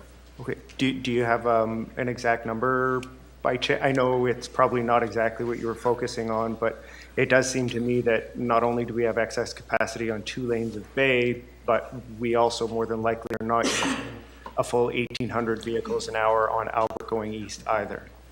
Mr. Mayor, that is absolutely correct. There is plenty, or there is enough sufficient capacity on both Albert and Wellington to accommodate increased traffic volume as well. Okay. Thank you very much. Thank you. Councilor Gardy. Mr. Mayor, you pointed it out, Mr. Dufort just did. I think everybody has to pay attention to the volume of traffic on Bay Street that we're experiencing currently. We have excess capacity, a lot of it. Is that fair to say? In my opinion, there's excess capacity on Bay Street, and that is one of the inputs into the study and the recommendations. Okay. Just a couple of questions.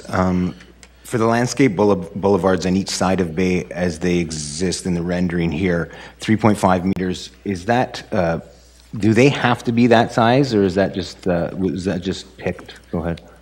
Thank you. Mr. Mayor, it's important to note that the EA is considered a planning level EA. That's why it's a Schedule B.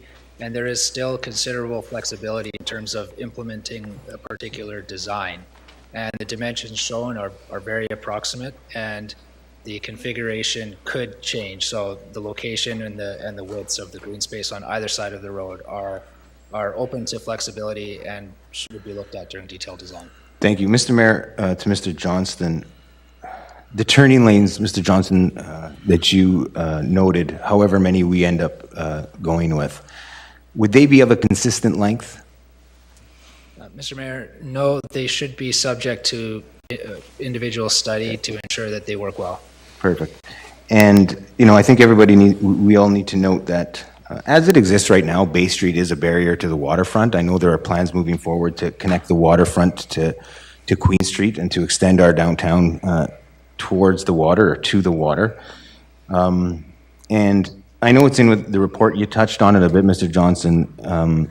Could you enumerate a couple of ideas that you have, or the report has, in addressing a concern of Queen Street itself and the people coming off the bridge who right now kind of get on a thoroughfare and get out of town and head east or north to calm that traffic or to slow it down and direct it to Queen Street? Yes, Mr. Mayor.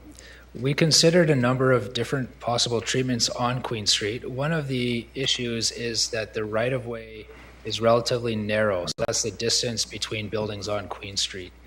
And the right-of-way is narrow enough that it becomes quite difficult to implement other improvements such as bicycle lanes, or in the case of the two-way conversion, the two-way traffic. Basically, both of those options would require pulling back the sidewalk, and that would reduce the frontage in front of buildings. In terms of other improvements to Queen Street, our study did not really get into the landscape and streetscape furniture, but we did recommend that the city look at better active transportation facilities such as bicycle parking facilities and designated locations. Yep. And right, but maybe I wasn't clear, I apologize. But in terms of getting people from Bay, okay, particularly tourists who come off the bridge and get onto Bay and travel east, all right, which will connect them to the highway north or east, what can be done on Bay to, provide Queen Street an opportunity and the businesses on Queen Street to capture those customers, quite frankly, that are coming through town? What are some of the things that can be done on Bay? Mr. Mayor, my opinion is that the streetscaping will naturally improve the look and feel of the downtown by a significant amount, and that will, on its own, encourage a greater level of interest. My understanding is the city is also pursuing a wayfinding and signage strategy for the downtown, and that can also go a long way because it basically informs the visitor about the downtown, and for example, it can help address those challenges with the one-way system, such as difficulty in finding a place to park or difficulty in knowing where to turn to access the downtown. So those types of improvements can still be made. Thank you. Thank you, Councillor Scott. Thank you, Mayor Provenzano. Most of my questions actually have been asked, but I do have a few. So through you, Mr. Mayor, to Mr. Johnson. Further to what Councillor Christian was saying about the 2/3 of the way being maximum capacity at peak, were there any considerations for the future if there were ever increased traffic that we would actually reach that capacity?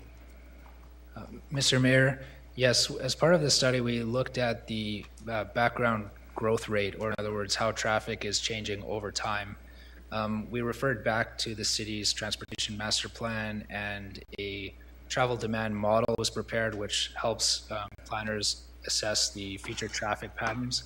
And basically, it was determined that the growth rate on Bay Street is quite low, and there's enough capacity to accommodate traffic growth through at least 2031, if not beyond. Great, thank you. And then to follow up on what Councillor Bruni was saying, so none of that you're aware of, you don't have specific dates where any of the study was done during a Greyhounds game or any other major event at GFL Memorial Gardens? Mr. Mayor, my understanding is that when the traffic counts were undertaken, I believe there was no Greyhound event, and I would just add that it's also important for cities not to plan their road network for the very busiest event, because that can result in over-designed roads that are less friendly to the local area. Great, and are we concerned at all, given if it moved down to 2 lanes, of people potentially stopping and dropping others off at events?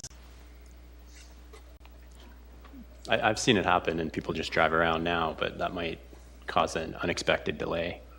Yeah, Mr. Mayor, that could be a concern. I have to admit we didn't look at it too closely. I would see that as an enforcement possibility, signage of no stopping perhaps in front of the center, the Greyhound Center. And but I would say that I wouldn't expect that to be a major concern, partly because of those events tend to be outside of the peak hours, and they tend to be not on a daily basis. Right. Great, that was everything. Thank you, Mr. Mayor. Councillor Hollingsworth. Thank you. This through you, Mr. Mayor, to Mr. Elliott. Just a quick question. Going back to Queen Street, if Queen Street stays as is, it's my understanding that you're going to just resurface Queen Street if we don't do any changes to switching the traffic around. Is it going to be resurfaced, Queen Street? Mr. Mayor, to Councillor Hollingsworth, yeah, Queen Street is in need of a surface. Over the next few years, it's going to need new asphalt, and I believe there's an appetite to probably improve the streetscaping there as well. So Okay. we're looking at a significant Queen Street project within the next few years, yes. Okay. So no matter what, if we don't alter the traffic, it's going to be enhanced in some way, some manner. That's correct. Okay. And define the peaks and so Greyhound games and so forth. Just one last question for our consultant. There's a lot of discussion about the Greyhound games, and I totally agree with you. You can't plan for just a couple of events and so forth. But I know when I lived in Vancouver, they did use some creativity when there was an event that they may switch the traffic lights so that the 2 ways becomes 1 way and so forth. Was that considered, for example, St. Mary's Drive?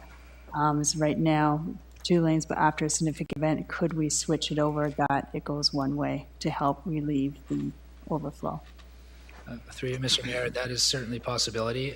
It was not considered as part of the study, but my understanding is that the city is perfectly able to look at that type of situation and implement that type of signal timing.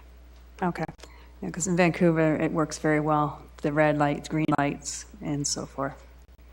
Mr. Mayor, many of the signals in the downtown are actuated, which means they do automatically change their timing according to traffic.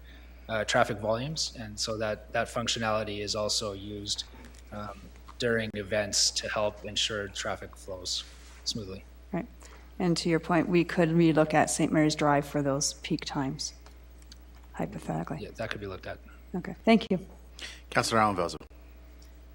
Thank you, Mr. Mayor. Probably this question is more for you, Mr. Elliott. The one thing that concerns me, because on Bay Street we have so many senior buildings. So that was a big issue, was their concern even right now getting across Bay Street in time, especially if they have walkers or, they're not able to get across the street as quickly. So, is there going to be a plan in place? Because now you could possibly have someone on a bike because you have a multi-use path, and then you've got to cross the street, and then if you have to cross another multi-use path, I think that is something we really need to consider because, people crossing at East Street, lots of seniors, people crossing at Brock, lots of seniors, and then, at the other side of Station Mall, you have St. Mary's River Drive, that building that has a high senior population. So has that been some consideration, especially when we're looking at, safety of our seniors that primarily do walk across those streets? Mr. Mayor, to Councillor Vezo-Allen, yeah, our belief is that if we convert it from 4 lanes to 2 lanes, the crossing experience will be much better. Generally it's half the distance. Yeah. So if we do this to Bay Street, we consider it it's going to be a much more walkable area than it is now. Okay, and my other more comment to relate to Mr. Shoemaker, because I run into this issue as well. So when you're coming from east onto Pym, will we keep that third lane so that you're going onto Queen Street? So if you're going, you're going past the Bush Plains, so you're going, to the right. What about people, if we're going from 2 lanes and then people going left, has there been consideration for that so that you don't have confusion? Because I've been almost cut off more than once because I'm going straight through and somebody realizes, oh, I'm in the turning lane to go to church, and that just, goes right into the other lane. So has there been consideration for that? Because that's a whole different set of traffic flow. Mr. Mayor, to Councillor Vezo-Allen, the condition right now on Pym Street, as you go to Queen, there's 2 lanes. Basically, one's church left turn, yeah, and Queen Street through lane. So that's your bottleneck right now. You've got 4 lanes essentially. But I'm talking about going the other way on Queen. If you're making a left on Queen, there's no reason under this project. We're just working on Bay. We're probably going to leave that 3rd lane on Pym. Okay. And if not, if that gets narrowed, there will certainly be a left turn lane northbound on Pym to go back onto Queen. Yeah, because that's access to downtown, right? If someone's coming, that's a really important access point. I can't imagine Pym being anything other than 3 lanes at the northbound approach to Queen. Okay, thank you very much. Okay, that was the entire list. Council, not just this council, we've been really thoughtful about this matter. This is the 2nd EA we've completed. A lot of time, energy, and consultations gone into it. I think it's pretty evident that the data supports the results of the EA. So we're going to have a vote on the motion. The clerk has read the motion. It's all before us. It's to accept the EA for information. So all in favor? Carried. Thank you for your time, sir. We appreciate it very much. Thank you, Mr. Mayor. Thank you. Okay, so I think we're going to move to the the consent agenda. That's correct. And we're going to deal with one matter first because we have a delegation here on it. Mr. Clerk, which matter is that on consent? That's item 6.16, which is the Rolling Picture Company Economic Development Fund request. They aren't here to do a presentation, but in case there are any questions of council. So Mr. Mayor asked if we can deal with this matter at the beginning of consent. So councillors, if you have any questions on this matter, now would be the time. We'll start with Councillor Vezo-Allen.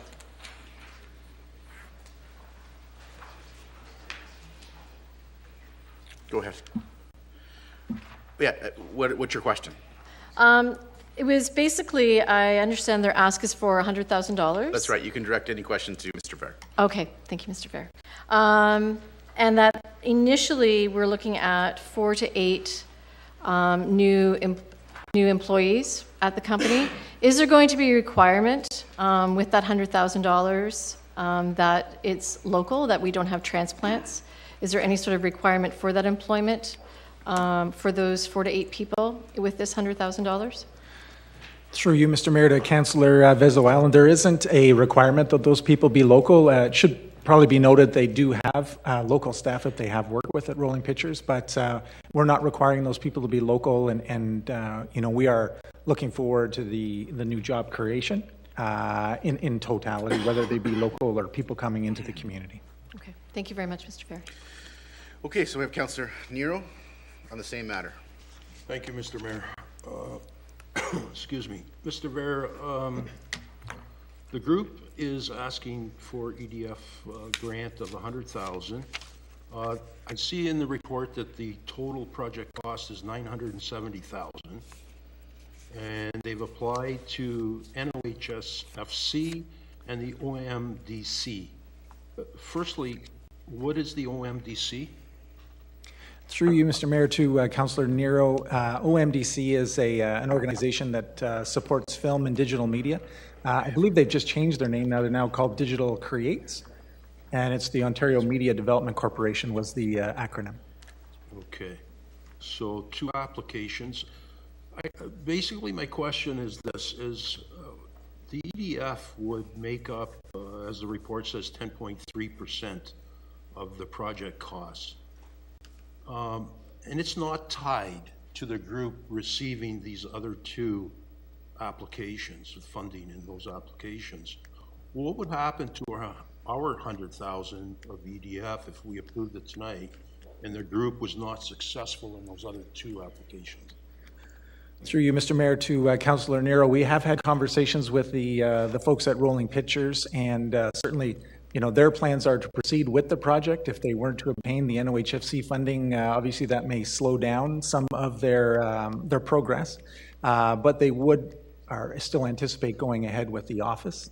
I think it's important to note that the city EDF funding is only provided once an applicant has, you know, spent the money, and then they are reimbursed for the allocation that comes from the city.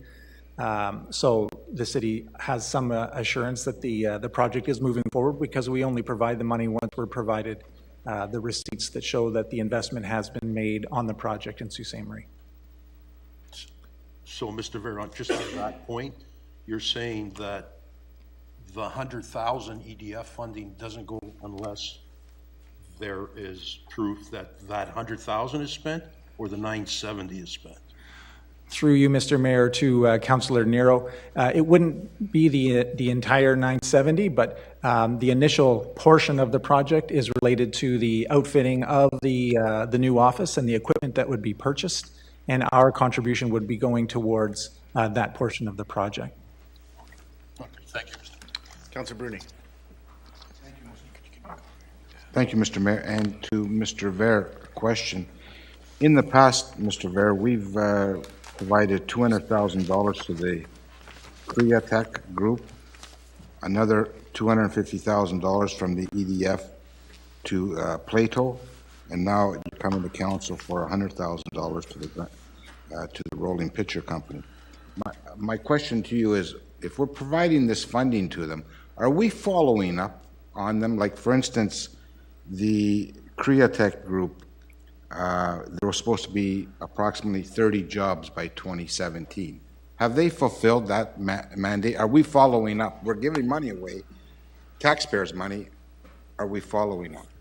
Through you, Mr. Mayor, to Councillor Bruni, yes, we do follow up with the companies. We monitor their projects. We are in touch with Createch and Plato as they progress through their business plans and their progress there, and we would do the same with Rolling Pictures. Now, will council be informed? Like, would we get a follow-up on it? I mean, we're giving money out.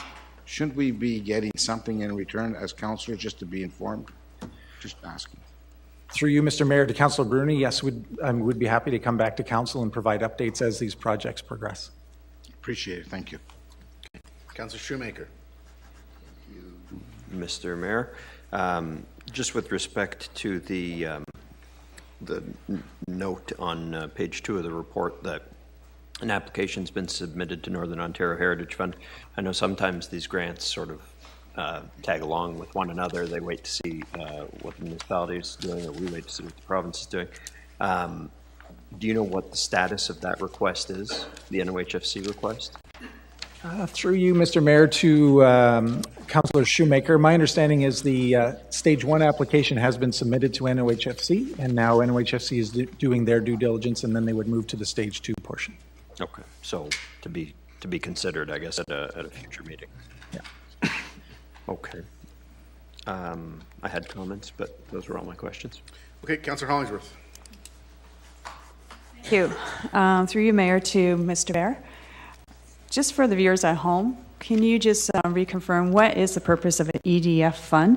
Is it to help just new businesses coming to Sault Ste. Marie? Is it to help even existing businesses that are well established here but may want to grow? Is it to help businesses that are going to be expanding employment? Can you please give us an overview of what the purpose of the EDF fund is? Sure. Through you, Mr. Mayor, to Councillor Hollingsworth, the purpose of the fund is to promote economic diversity and growth in the community.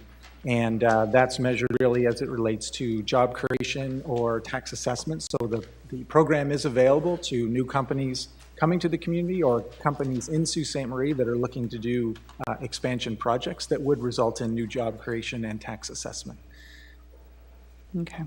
So just clarification, job growth, do we have a cap on it? Do we say job growth of just 2 staff members or so forth? I mean, I would think we would be more interested in helping to make sure that there's a number of new employment. Through you, Mr. Mayor, to Councillor Hollingsworth, we would look at the project. Each project is unique and individual, and so we don't have a hard and fast rule on the job creation, but look at the project in its totality to make a recommendation to council. I think in this case with Rolling Pictures, part of the reason we're excited about this project is it does provide a critical piece of infrastructure for our the growth of, it supports the growth of our local film industry. Having a post-production studio in town would be a major boon to film producers undertaking projects in Sault Ste. Marie. And we think the presence of Rolling Pictures in the community will help us to attract further film productions to Sault Ste. Marie. Okay. So, and one last point. So if I hear correctly, you're saying existing businesses are more than welcome to apply to the EDF. Through you, Mr. Mayor, to Councillor Hollingsworth, that's correct. Okay. Thank you. Thank you. I have no one else on that list. Is that it for the matter, Councillor Hilsing? What is a non-client attended services, or what are non-client attended services? Through you, Mr. Mayor, to Councillor Hilsinger, you're referring to in the application, it refers to expanding into Sault Ste. Marie in order to facilitate growth in non-client attended services that will allow access to an emerging international market. Right. Through Mr. Mayor to Councillor Hilsinger, I may let the folks from Rolling Pictures address that question.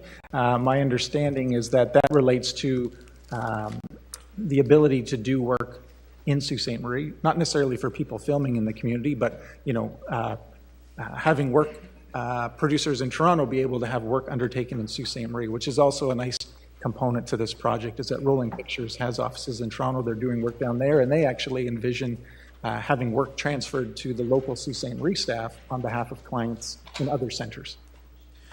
Perhaps. Is that correctly? Okay, yeah. I see nodding heads. Maybe perhaps, sir, if you can just come to the microphone for a second. It's nice to meet you. We haven't met yet. Yeah. What's your name, sir? Michael Forsey, President CTO of Rolling Pictures. Nice. Well, welcome to Sault Ste. Marie. Did Mr. Vera give an adequate That answer was, to Councillor that was good, yes. Okay. I think that was fairly accurate. There are a lot of services that don't require, even in our location in Toronto, that don't require clients to be there, that probably 80% of our services are not client attended. So we're hoping to expand on that and be able to provide, ideally, international clients work from a hub here, which is why we're hopeful that we can go from, like starting at 4 to 8, but really grow the number of employees based on being able to grab work from international clients as well. Okay. Thank you. Thank you, sir. I appreciate it. Thank you. So is that yes, thank you, Mr. Councillor Hilsinger? Councillor Gardy. Could I please ask one question to Deputy CAO Ver. Through you, Mr. Mayor, to Deputy CAO Ver. Mr. Ver, could you please give us an idea how film production in our community compares to other northern communities for the public at large? Through you, Mr. Mayor, to Councillor Gardy, Sault Ste. Marie is well behind where Sudbury and North Bay are in terms of their film production. And I may have to turn to our film staff here to give me the exact numbers, but I know they've done the studies and they looked at how the communities, especially Sudbury and North Bay, have really advanced their film community. And we're probably in the order of a third or less of what the total production is in those other communities. With that being said, we've heard very positive comments from producers that have come to Sault Ste. Marie. As Travis mentioned, the Giant Little Ones production, they were very positive about their experience in Sault Ste. Marie. The recent Hammer production, the same thing. And we believe that we'll be able to grow the film industry to help attract more productions to Sault Ste. Marie as a result of having infrastructure like a company like Rolling Pictures in the community. Well, Mr. Andens is looking like he wants to add something here. If you wanted exact stats, within 2016-2017, North Bay did about 32 million, and Sudbury did about 40 million. On average, if we're fortunate, at this point, we're doing about 2 million. Perfect. So we certainly see a lot of room for growth. Thank you. And then we'll have time for comments later? Or? No, you might as well just make them now. Okay, so a couple of points. I think this is an exciting thing. I think Mr. Ver and the team should be commended for their efforts. We're looking to diversify. This is a great example of that. And I thought it was important that the public note that we are behind some of our northern partners in terms of the opportunities that their communities are experiencing through film. And I think compared to the other communities that were mentioned, our locales and the infrastructure that we have are second to neither of those two communities. So I think it's a great effort, and I look forward to more news moving forward. Councillor Shoemaker, you had some comments you wanted to make? Yeah, just along the same vein of Councillor Gardy's comments, this goes to a resolution that Councillor Christian brought at some point to have it was the EDC then, explore options to expand our film industry here locally, because at one point, if my memory serves me correctly, we were ahead of Sudbury and North Bay, and we've fallen behind them, and so we need to make strategic investments like this to take that bigger chunk of the pie back from our northern competitors. So great to see this project going ahead. Okay, Councillor Hollingsworth, you had comments? Yes. Okay, go ahead. Just a quick general comment. We have talked about this in the past, about having a stronger film industry, and it's my understanding that the film industry enjoys coming to Sault Ste. Marie for several positive reasons. One, because we have a great diverse culture, diverse buildings that can look from the 18th century up to the current modern times, and that the service from the catering to hotel accommodations are very, very good from my understanding. But I just want to emphasize that this is a new group coming to Sault Ste. Marie, which is wonderful, and we should be welcoming them. But I just want to say it still bothers me that we have a lot of existing businesses here in Sault Ste. Marie that want to grow, and somehow we have to get the message out there that they can come to us and ask for money from the EDF fund as well to help growth. Because here we as council, I'm sorry to say this, but as council, we need to still protect our current backbone of small businesses that are growing, that are going out and seeking funds on their own. And maybe I can throw this idea out to Mr. Ver, working closely with the EDC, to encourage local businesses that are growing, and I can give you a huge list, that are expanding to Michigan and so forth, to come and ask for funding as well. And I want to emphasize that. Thank you. Okay, Councillor Nero. Thank you, Mr. Mayor. Just briefly, on this one, I think we've all supported, and we've said that we support economic diversification. We've all said we want to grow the community. We all said that we want to revitalize the downtown.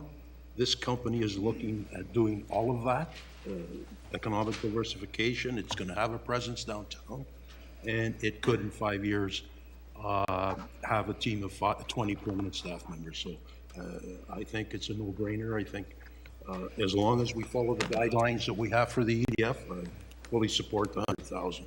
Thank you. Thank you. We're not voting on this separately, Mr. Clerk. This is just all part of consent. So I think that's it for the matter. I want to thank you folks for making the effort to come up here to see Ste. Marie. I think it's a positive story, and I certainly support the application. It's nice to see that. It's on the agenda right beside the Plato application.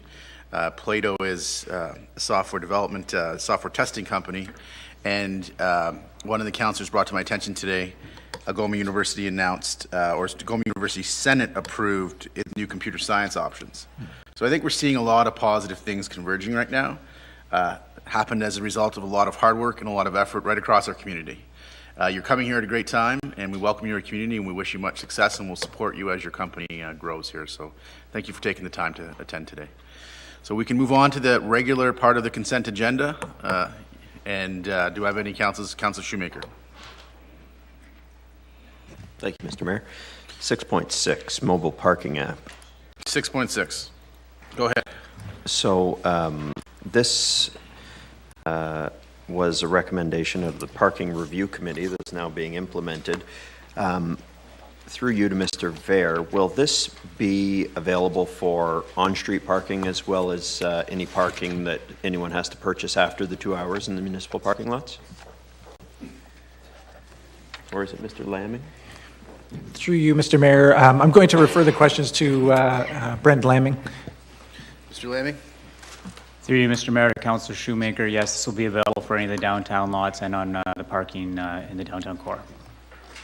Okay, and do we, perhaps I'm missing it, do we have an expected revenue this is going to bring in per year? This, through Mr. Mayor to Councillor Shoemaker, this will be cost neutral to the city. It's more of a convenience using the mobile app for the solution that's going to be presented. And one of the concerns that was studied at the Parking Review Committee was, you know, if folks are at a shop or in the salon or whatever the case might be, and they are, you know, coming up against their time limit, will they be able to just update their parking time limit from their phone without having to actually leave the area? Through you, Mr. Mayor to Councillor Shoemaker, that's one of the added benefits here, using Passport to have that wherever you're at to update the time. Okay, good. Well, happy to see it finally being implemented. Thank you. Okay, Councillor Bruni on the same matter. Yes, thank you. Mr. Mayor, through to Mr. Lamming. Regarding the bids there, 8 proponents, 2 were from the States and 6 were from Canada, mostly from Ontario, but Passport Labs from Charlotte, North Carolina. There wasn't any close bids from the Ontario businesses?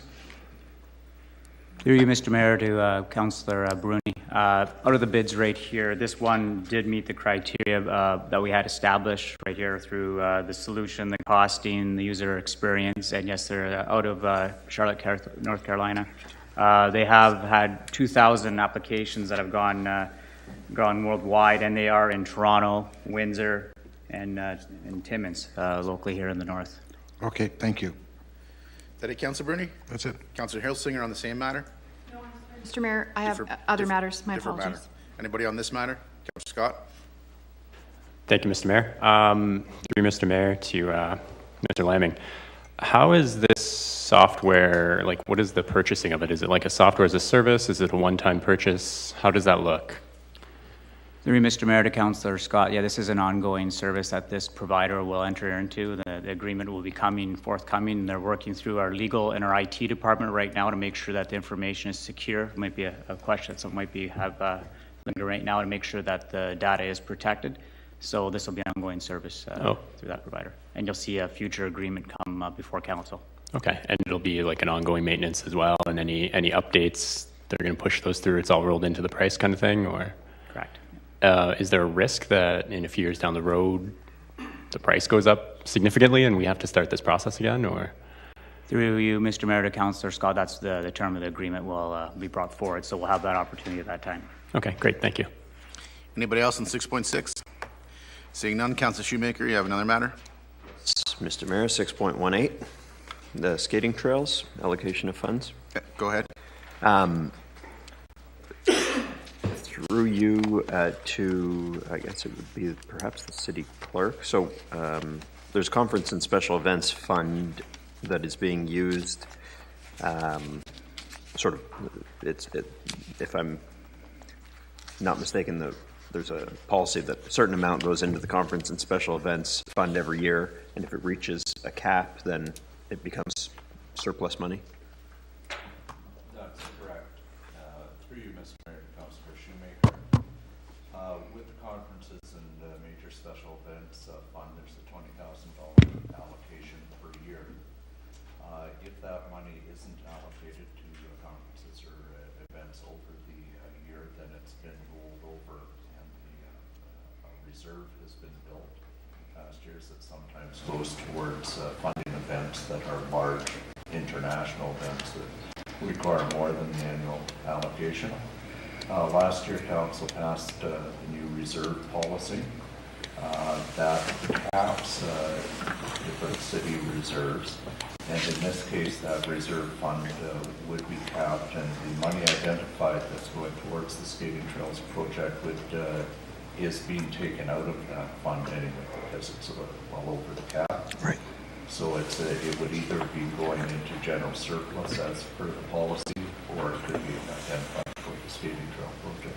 Okay, good. Well, I want to commend staff on this one. This was resolution brought December 11th of last year, Councillor Grandinetti and I, so 1 year ago tomorrow, we brought the resolution to investigate skating trails, and today we're approving the budget for them. I know they're already in the park, and it's a I can explain that if you recognition. like. Yeah, well, recognition that to the agility, I guess, of our staff. Yeah, so we had some internal discussions about that, and the discussion was, well, we don't have the funds, so we can't do this till next year now. And the point that kind of was raised was, look, we could find the funds. This is something the community would probably really enjoy to see.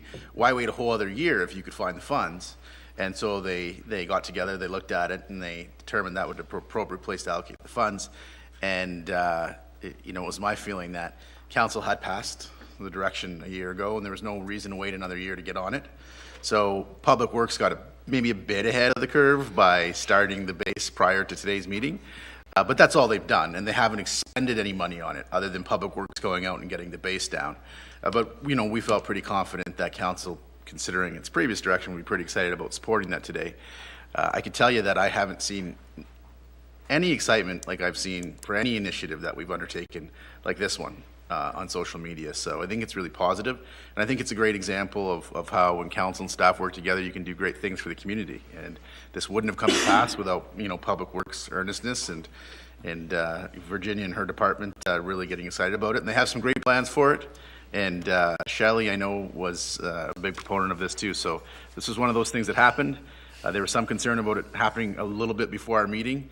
If it did, that was probably my fault, so I should take the blame for that. But I didn't see any harm in pushing the project, so you guys could see it this year as opposed to next.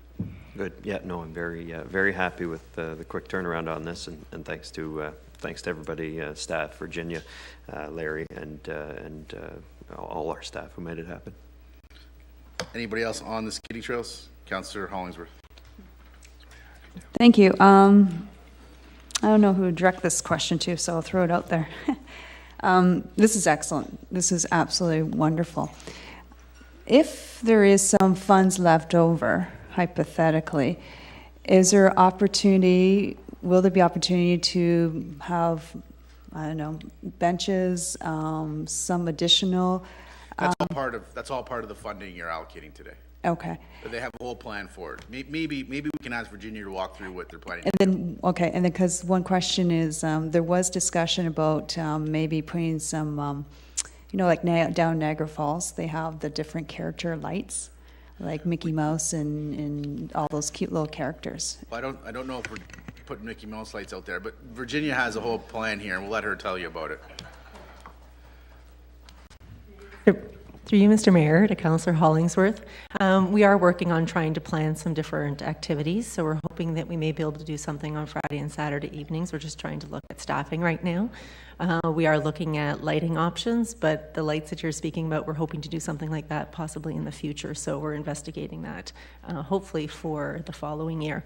But yeah, we're hoping to add some more excitement and have a reason to draw people down to the skating trail, and I think it's very, very exciting, and yeah, thank you to all the staff that have been working on this. We do also have a supplementary request going forward for the 2019-2020 season, so that'll be appearing at the council budget deliberations coming up in January. Okay, Councillor Christian. Just, I think this is an excellent idea for sure. I mean, this is, quality of life stuff, and I get the sense that this council is on the cusp of doing some really great things. Tonight's a great example of some of the things that we're moving forward with. But my question is this, and it's just a point of clarification. Maybe I missed it, but we've got it said in the report that we need $36,000 to operate this, and we've got $20,000 from conferences, etc., and $3,000 in kind. Did I miss something? Where's the remainder? Yeah, where's the remainder? Do you want to speak to the financing of the project, Virginia? Yeah, it's not I just for a point of clarification, I have no concern that we'll find it. I'm just wondering where it's coming from. Through you, Mr. Mayor, to Councillor Christian. The financing of that was based off a full year of operation. Oh, okay. So the $20,000 plus the donation from Christie's RV for the trailer allows us to cover off a lot of the hard costs. But as I mentioned, we are requesting that with the new budget, that we would request the full allocation for 2019-2020. So if budget money was allocated in 2019, that would allow us to cover off the tail end of the 2019 season, plus startup costs for December 2019 as well. Sorry. You. Okay, thank you.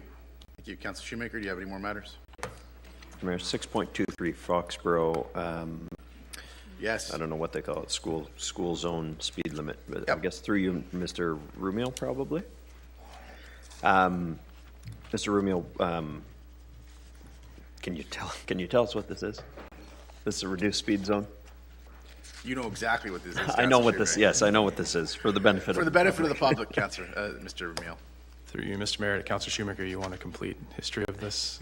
These discussions? I guess how did this come about? So, through Mr. Mayor, to Councillor Shoemaker, there was a group of residents on Foxborough who basically approached us through you to look at some traffic issues on Foxborough Trail, specifically that there was a lot of cut-through traffic from between Old Jordan River Road and Third Line, using their street at some uncomfortable speeds, given the nature of the demographic there and this proximity to a school. So they submitted a petition to engineering for traffic calming, for us to look at traffic calming. Traffic calming that we use in our traffic calming policy is speed tables, which is basically what as you see on McGregor Avenue. This petition was unsuccessful not due to the number of residents were probably represented, but they didn't follow the specific instructions on the petition and get all registered owners of the home to sign it. I think at the end of the day, the residents are okay with that, because my understanding is, and you might know better through discussions with your constituents, but they don't really want speed tables, but they are happy with the recommendation to try the reduced speed and designate a school zone, and with some added enforcement, hopefully that will help things. And so do we think that this initiative will achieve that? Through you, Mr. Mayor, to Councillor Shoemaker, I think it's a good start. At this point in the season, we can't really build speed tables due to the weather. I know that through discussions with a couple of the residents, they like to see the speed, reduced speed, and some enforcement, which we will have discussions with police services if this is successful and we change the traffic bylaw to see if we can get some added enforcement out there and put the signs up, and hopefully it does change the driver behavior. Okay, so I guess this is the beginning of the process to try and control the speeding cars there, not necessarily the only solution. Hopefully the beginning and the end. I mean, I wouldn't see it as as a iterative approach. Hopefully, I think this is a good solution that can work. With following some pretty good past examples through other municipalities, and there's a school there, so yeah. Okay, perfect. So I just wanted to thank the residents in that area for the input, Mr. Mayor. You were involved in some of the email exchanges. There had been numerous, some of which you had been copied on, others which came from myself and my ward mate. So it's good, to see that the community's concerns, the specific, subdivision concerns are being addressed by staff, and thank them for their efforts in that regard. Okay. On the same matter, go ahead, Councillor Hilsinger. My question is probably for Mr. O'Connell, but one of the things I learned in canvassing that area is that not only is the traffic a little crazy and speeding on Foxborough, but certainly on Terrace and on Northwood as well. And a lot of residents are very concerned, especially in the mornings and in the afternoons when kids are going to school and so on. Has that been considered as could be part of this, or can that be addressed separately? Because those concerns exist there as well. It's that whole neighborhood. Through you, Mr. Mayor, to Councillor Hilsinger, certainly Don McConnell can answer that if you think he has some history there, but we haven't got any recent specific concerns regarding requesting traffic calming on Terrace or Northwood. I could take you to several homes that will. I believe you. But yeah, we can look at. Now it's probably not the best time to collect traffic data because naturally they're slowing down because of the weather. But we could look at some other areas. Okay, thanks. Okay, thank you. On the same matter? Yeah, go ahead, Councillor Gardy. Kind of on the same matter, so I'm sure you'll keep me tight here. To whomever, Mr. Mayor, through you to whomever, I wouldn't know who exactly to address it to, possibly Mr. Romuald. How many school zones do we have in the community, defined school zones? Mr. Mayor, to Councillor Gardy. I don't know the exact answer off the top of my head. I have a short memory, but it's not 10. I don't think it's a small number of actually designated school zones. Okay, so I think I think when I asked you, you told me 8. Oh, sounds about right. So, Mr. Mayor, through you to Mr. Romeo and everybody else here who it kind of falls under their umbrella of responsibility. I think a number of people in and around this table could tell you that while out in the last campaign and interfacing with residents, at least I think myself and Mr. Scott can attest that there are a number of neighborhoods in the community who are worried about how quickly traffic is moving in and around residential areas, especially schools. I can speak to Holy Family School in Rushmere, H.M. Robbins specifically. So I don't know how one goes about getting a school zone defined, but I think we need a few more of them. Yeah, so we're getting a little off here. Right. What we could do is maybe you can connect with Carl in the next couple of weeks and ask him the process on that. Thank you. Yeah. Okay. Councillor Shoemaker, you have one more matter on the consent agenda. Go One ahead. brief matter, which is the item 6.27, the Musical Comedy Guild. And just similar to my comments on the skating trail and on the Foxborough one, I want to thank staff for this one. This was a request that came to me, and perhaps others got it, but it came to me, I would say, less than 5 weeks ago. Because the Musical Comedy Guild was losing space at the place that they were currently using, an old school that they were using from Huron Spirit Catholic School Board. So it was forwarded to staff, and here we are, first meeting of the new term with a solution to the storage issue that they were facing. A good community partner like the Musical Comedy Guild. We were able to help them, and I'm happy that we were able to do so. Great. Anybody else on that matter? Seeing none? Nope, that's all right. Oh, you're on that matter? Yes. I thought you wanted your hand up for the next matter. No, it's matter. Go ahead. Thank you very much, Mr. Mayor. My question is probably to Virginia, maybe. So the Musical Comedy Guild is no charge for the storage other than just keeping the liability insurance?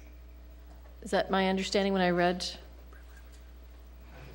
You can take that? Thank you, thank you, Mr. Mayor. ahead. Through you, Mr. Mayor, to Councillor Vezawalan, that's correct. There would be no charge. A couple unique circumstances there, given the building is potential. We had it listed once, so it's potentially pending sale. And if there was a charge, it would kick off a requirement to pay taxes, as it would be a building that gained income. So that was one of the factors that we used in order to try and accommodate this unique circumstance for them in this period of time. My only caution might be, just because I've done a lot of work with the art community here, is once this happens, it does set a bit of a precedent, and you might have other people knocking on your door wanting storage, because storage has always been an issue, especially when you're building large sets and you have costumes and things like that. So I think if we accommodate one group, then we need to look at being fair if there's other people coming forward that need that same type of service as well. But I mean, I went to go see Mamma Mia. It's Musical Comedy Guild's an amazing organization, and I'm glad that we can support them. But I would just caution that I'm sure now that we've done this, we're probably going to see more requests. Through you, Mr. Mayor, to Councillor Vezawalan, I would agree. It certainly was a consideration for staff, and I would say two things to that. One is because of the anticipated sale, certainly we let the Musical Comedy Guild know that this was a short-term temporary solution to accommodate them in a period of need. We did try and find other storage space in other city facilities, but there really wasn't anything that came up. So we don't have a surplus of storage space for arts groups. The other thing I would say, though, is with our culture plan, we are going out to talk to these organizations. We do want to speak to them and understand their needs, inventory those needs, and see if we can't come up with a community solution that might be able to help and assist arts organizations going forward. Thank you, Mr. Vair. Anybody else on this matter? Seeing none, any other matters in the consent agenda? Councilor Nero. Thank you, Mr. Mayor. Agenda item 6.12. Okay. And I have a question for Ms. Schell. Ms. Schell, I'm very familiar. There's three worksheets on that report. I'm very familiar with the one we see all the time. There's two other ones. The increase of taxes rural to urban. Could you speak to that one? Through you, Mr. Mayor, to Councillor Nero. The rural to urban was due to an impact error. So you'll notice the criteria on there. It reflects a code of G, and it says for gross or manifest error. So this is just a correction. And this is an oddity. Most of the time it's a decrease in taxes. This is actually an increase in taxes, hence the negative brackets around the, on the report. And the other one, property vested in favor of the city. Is that? These are properties that were purchased by the city a couple years ago, and they just, through changes, they got missed. So it's just a cleanup. Okay. Thank you. Thank you, Mr. Mayor. Okay. Anybody else on that matter? Are those the extent of your matters, Councillor Nero? They are. Any other councillors or matters in the consent agenda? Seeing none, Mr. Clerk. I have a motion by Councillors Hollingsworth and Councillor Hilton. Resolved that all items listed under date 2018-12-10, agenda item 6, consent agenda and addendum be approved as recommended. All in favor? Carried. Mr. Mayor, members of council, this brings us to the first item on regular 7.1.1 municipal transient accommodation tax. Report of the Chief Administrative Officer is attached with consideration of council. This is an opportunity for council to ask any questions about the item. As long as there's no substantive debate, we will just approve it with the bylaws at the end of the meeting. Anybody have any questions on 7.1.1? Seeing none? That brings us to item 7.8, because we've already taken care of the others on regular. Okay. Board and committee nominee and committee appointments. Report of the Deputy City Clerk is attached for the consideration of council. At this point, Councillor Shoemaker has indicated his interest in serving on this committee. However, I have no others. So we have Councillor Shoemaker. Councillor Nero, are you interested? Councillor Bruni's interested. Councillor Hollingsworth is interested. So we have 4 councillors interested for 3 spots. So we will have to vote then, I suppose. Okay. So Councillor, it will be Councillor Shoemaker, Councillor Nero, and Councillor Hollingsworth. I would therefore have a motion by Councillors Christian and Shoemaker resolve that Councillor Shoemaker, Nero, and Hollingsworth, and the Deputy City Clerk, Secretary Treasurer of the Committee of Adjustment, Manager of Recreation and Culture, Curator of the Emerging Historic National Historic Site, and the Accessibility Coordinator be appointed to the Board Committee Nominating Committee for the period of December 10th, 2018 to November 14th, 2022. All in favor? Carried. Mr. Mayor, members of council, this brings us to section 8 of the agenda. First item up is a motion by Councillors Shoemaker and Hilsinger. Whereas the 2018 Sault Ste. Marie municipal election saw a voter turnout that was just barely above 40% of eligible electors, and whereas high voter turnout is crucial to the democratic process, and whereas the city of Sault Ste. Marie should strive to be a leader in voter turnout across the province, now therefore be it resolved that staff put forward recommendations on steps that could be taken in 2022 to improve voter turnout, potentially including the municipal advertising campaign for European electors. Go ahead, Councillor Shoemaker. Thank you, Mr. Mayor. Obviously, we saw that the turnout in the last election was low, and we'd always like to see it higher. And so this is just asking our staff to look for innovative ways to try and encourage people to vote in 2022. I was recently in Michigan earlier in November, and they had billboards all over the place encouraging folks to vote in the midterm elections there. And I know that they had higher voter turnout in their midterms than they've seen in many years, not necessarily just because of the billboards, but I'm sure there's a number of reasons why that happened.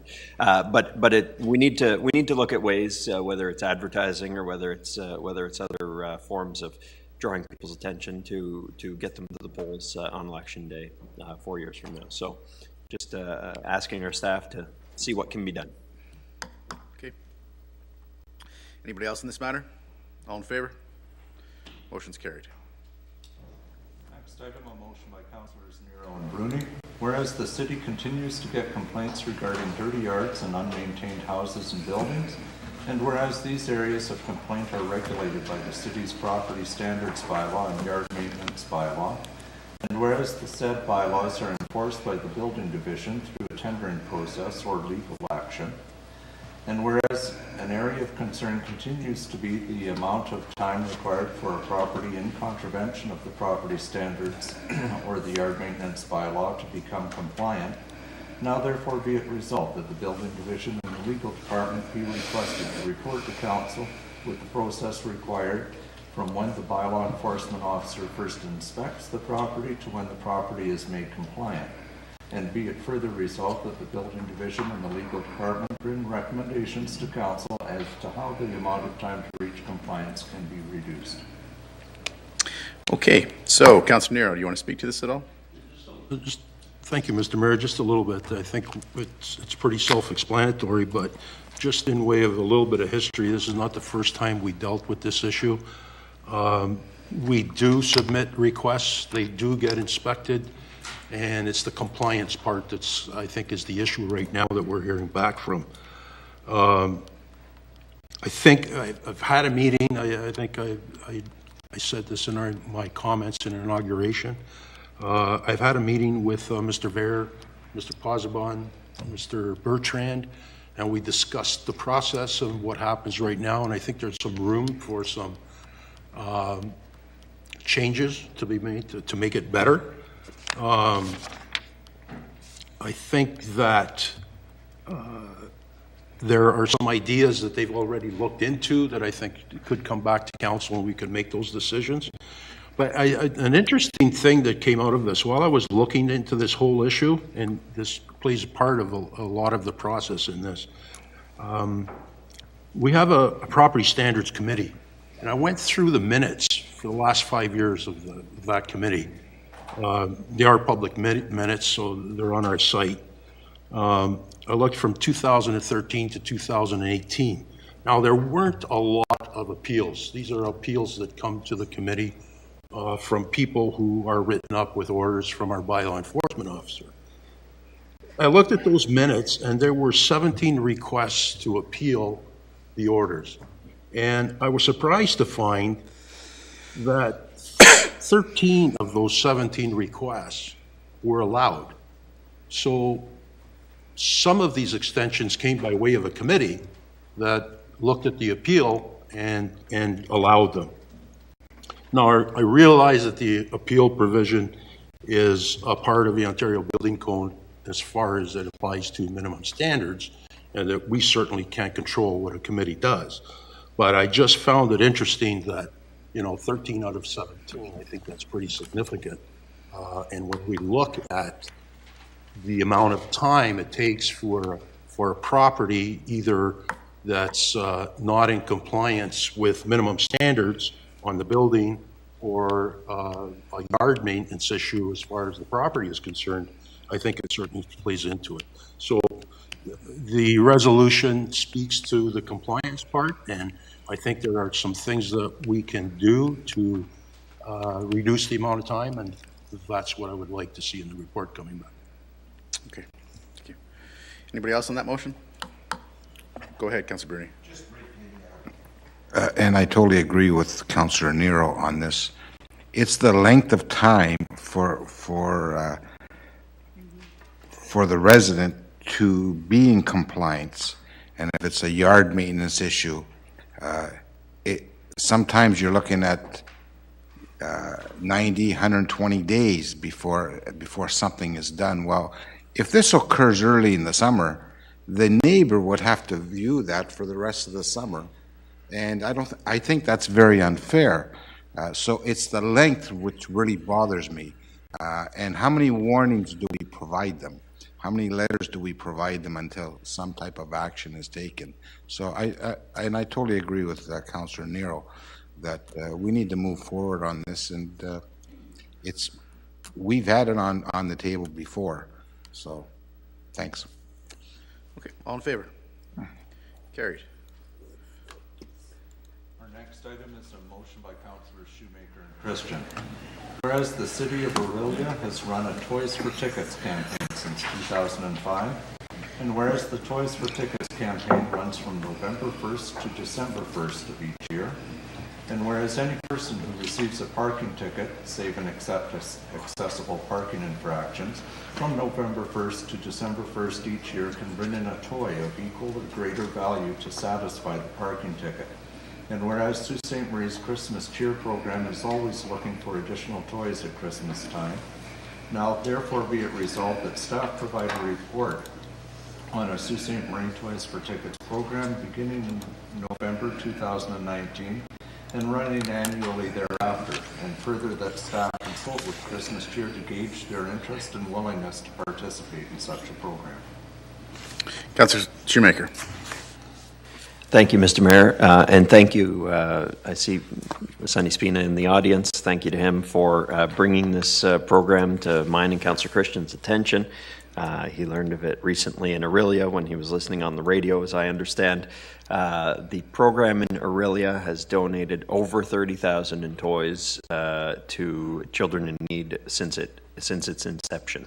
So a great initiative. I know we've got great community support for Christmas Cheer, and this is a way of looking at potentially making that support even greater and finding another innovative way to assist Christmas Cheer and assist those in need at the holidays. So hopefully we can get something like this in place for next year's Christmas season, and look forward to seeing this report back. Okay, Councillor Christian. Thank you, Mr. Mayor. Thank you to Mr. Spina. Great idea. Council doesn't always have to create great ideas. They just need to recognize a good idea, and that's what this is. So I look forward to us actually implementing this. Okay. Yeah, go ahead, Councillor Hollingsworth. Thank you. May I just ask the question to Councillor Christian or Councillor Shoemaker? Excellent idea. Very good. do they consider food as well, or is it just purely toys? Or is there open thought that food could be discussed? Just toys? Okay, all in favor? Motion's carried. Next item, a motion by Councillors Shoemaker and Christian. Whereas the Municipal Property Assessment Corporation completed a residential real property assessment when the occupancy permit was issued for a residential property, and whereas at the request of the municipality, MPAC now completes that assessment when the property is substantially complete, and whereas as a result of this policy change, residential properties owned by residential developers may be assessed at full value prior to the issuance of an occupancy permit or the occupation of the home or sale of the home by the developer. And whereas City Council wants to encourage residential development and remove any potential policy or financial barriers that it reasonably can. Now therefore be it resolved that Council directs City staff to assess this issue and determine what policy or procedure can be implemented so that residential real estate developers are not assessed full realty taxes on unoccupied homes that are being marketed for sale. Did you want to speak to this at all, Councillor Shoemaker, or do you want me to address it? I'm happy to. I know. Thank you for Councillor Shoemaker, please. Yes, thank you, Mr. Mayor. This was an issue you brought to light, a problem that affects developers, more so than folks who are building their own homes. So it's one that needs to be addressed.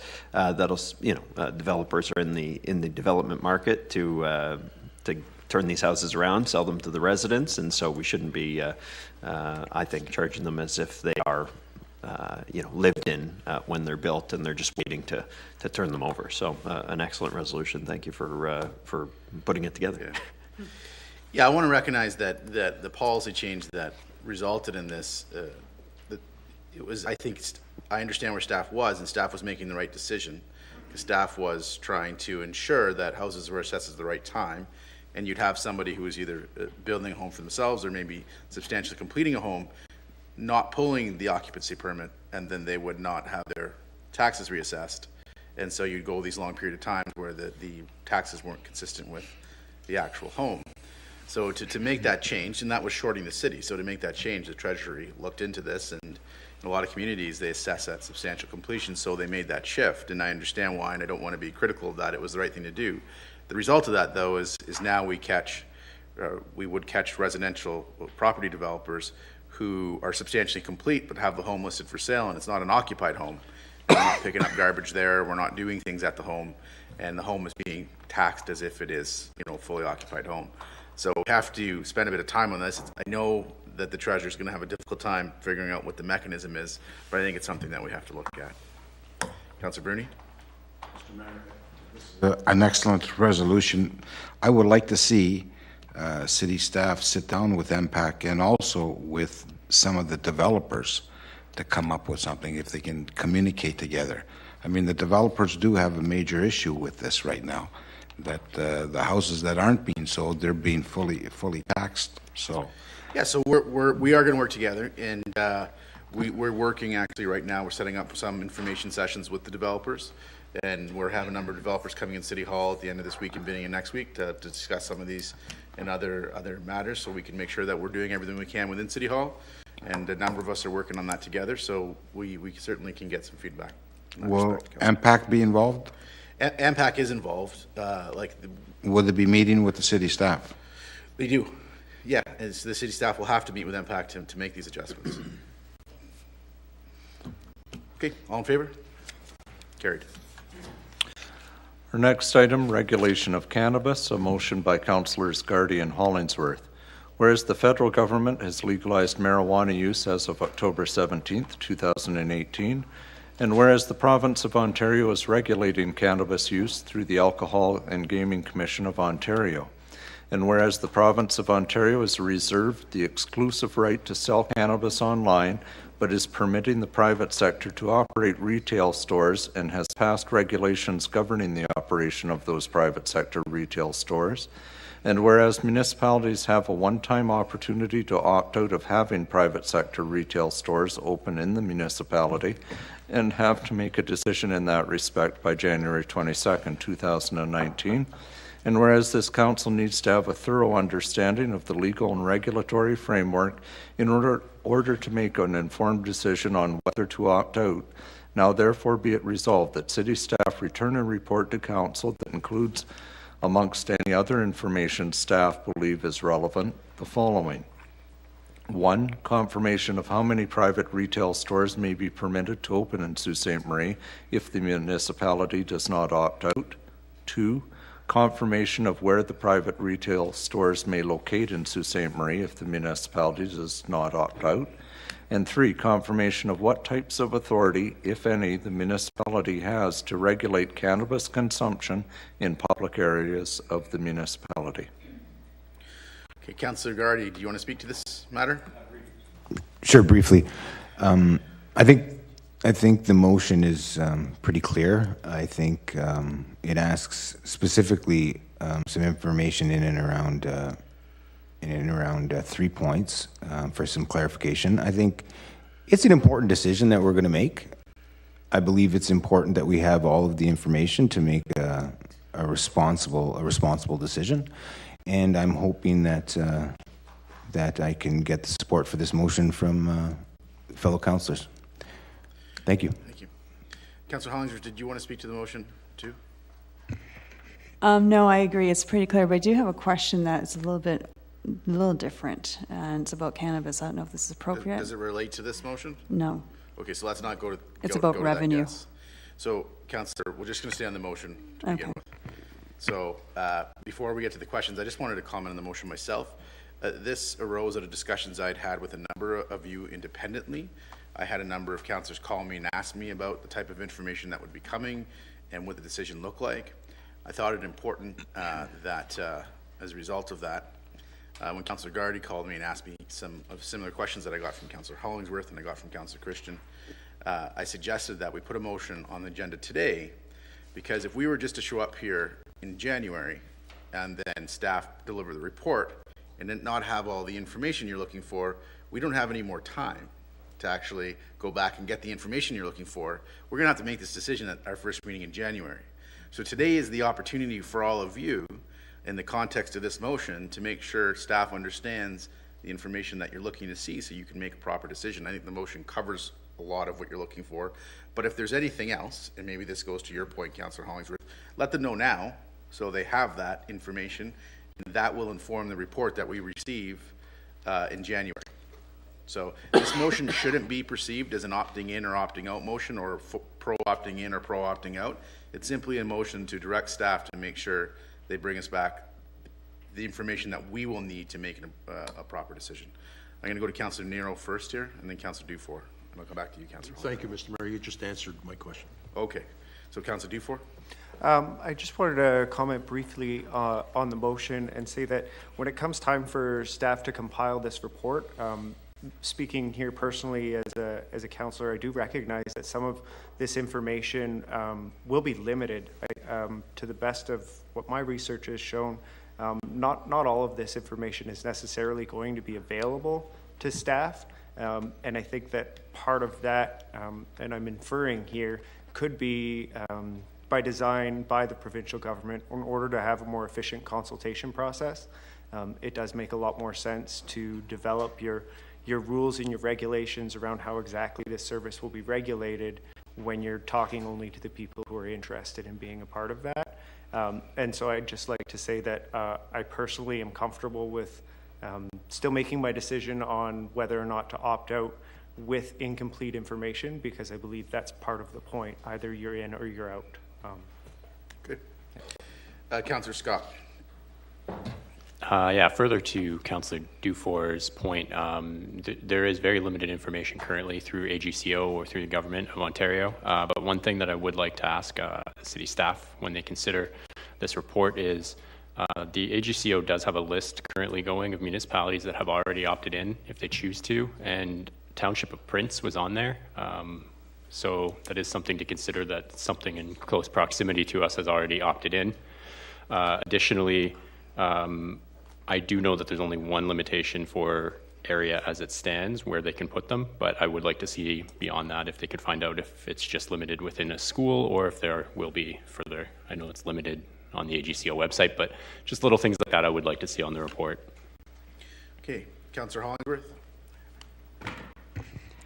Thank you. I guess through you, Mayor, maybe potentially to Mr. Horseman. The resolution talks about that the information will come back to us on will we have a limit on how many potential stores, which is fine. Clarification, through my own research and reading, there is, so that conversation about municipalities will receive approximately 25% of the revenue. And just recently, I believe in the media was reported just a few days ago that it's still not that clear. Some provinces have made it clear, like Ontario, that we're supposed to receive 25%. Here's my question. Are we obligated, to your knowledge, that revenue that comes back to us, are we obligated to use it for enhancing police services? Is there an obligation that we have to use it in certain areas, or we as a municipality can do whatever we want with that revenue? And of course, I know my constituents are concerned about policing.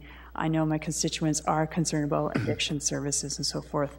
But will we be having some more guidance on that? Through you, Mr. Mayor, to Councillor Hollingsworth, I'm not sure where you're getting the 25% from, but there's a revenue sharing that's being given consideration. We understand there will be some criteria around that. There's fairly strict in terms of what is eligible as an expense. We will be reporting back in the first meeting of January on that, as well as the what's been requested from here in terms of the activities around the where they would be able to locate, etc. Okay. In addition to that, as we look at the revenue, I'm under the impression, assuming that you're in close discussion with the policing services, they're probably anticipating what additional services they may need. And I'm under the impression you're probably in close service discussion with social services and potentially public health and so forth. forth. Through you, Mr. Mayor, to Councillor Hollingsworth, yes, we've had several conversations in both phases of this process as it's been rolled out by the province, including the police who've actually already purchased some equipment, which unfortunately we didn't have revenue to pay for in this year, but we would look at whatever that revenue is that's coming out to be able to go on to go forward.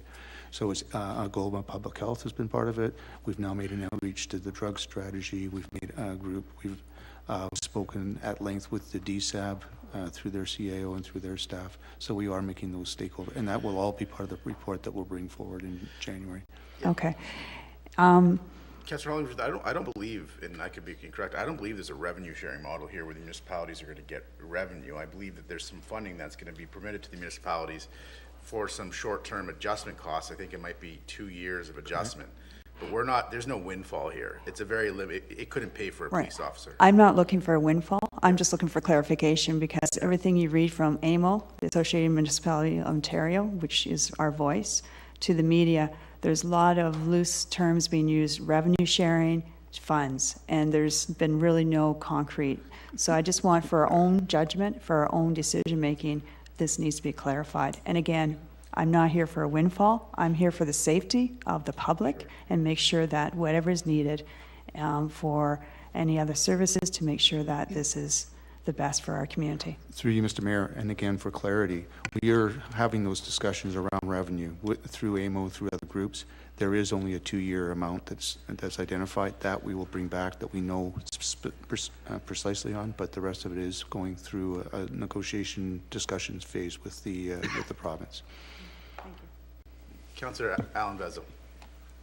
Thank you, Mr. Mayor. To you, Mr. Horseman, which might just help staff in looking at options.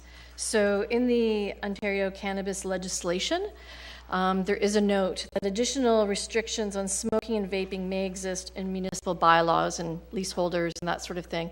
A really good model to look at is the City of Calgary, and they do have a municipal bylaw on cannabis consumption, and it's similar to the one in Colorado where it's just on your private property. So City of Calgary, it's right on their website. It's a really, really good model.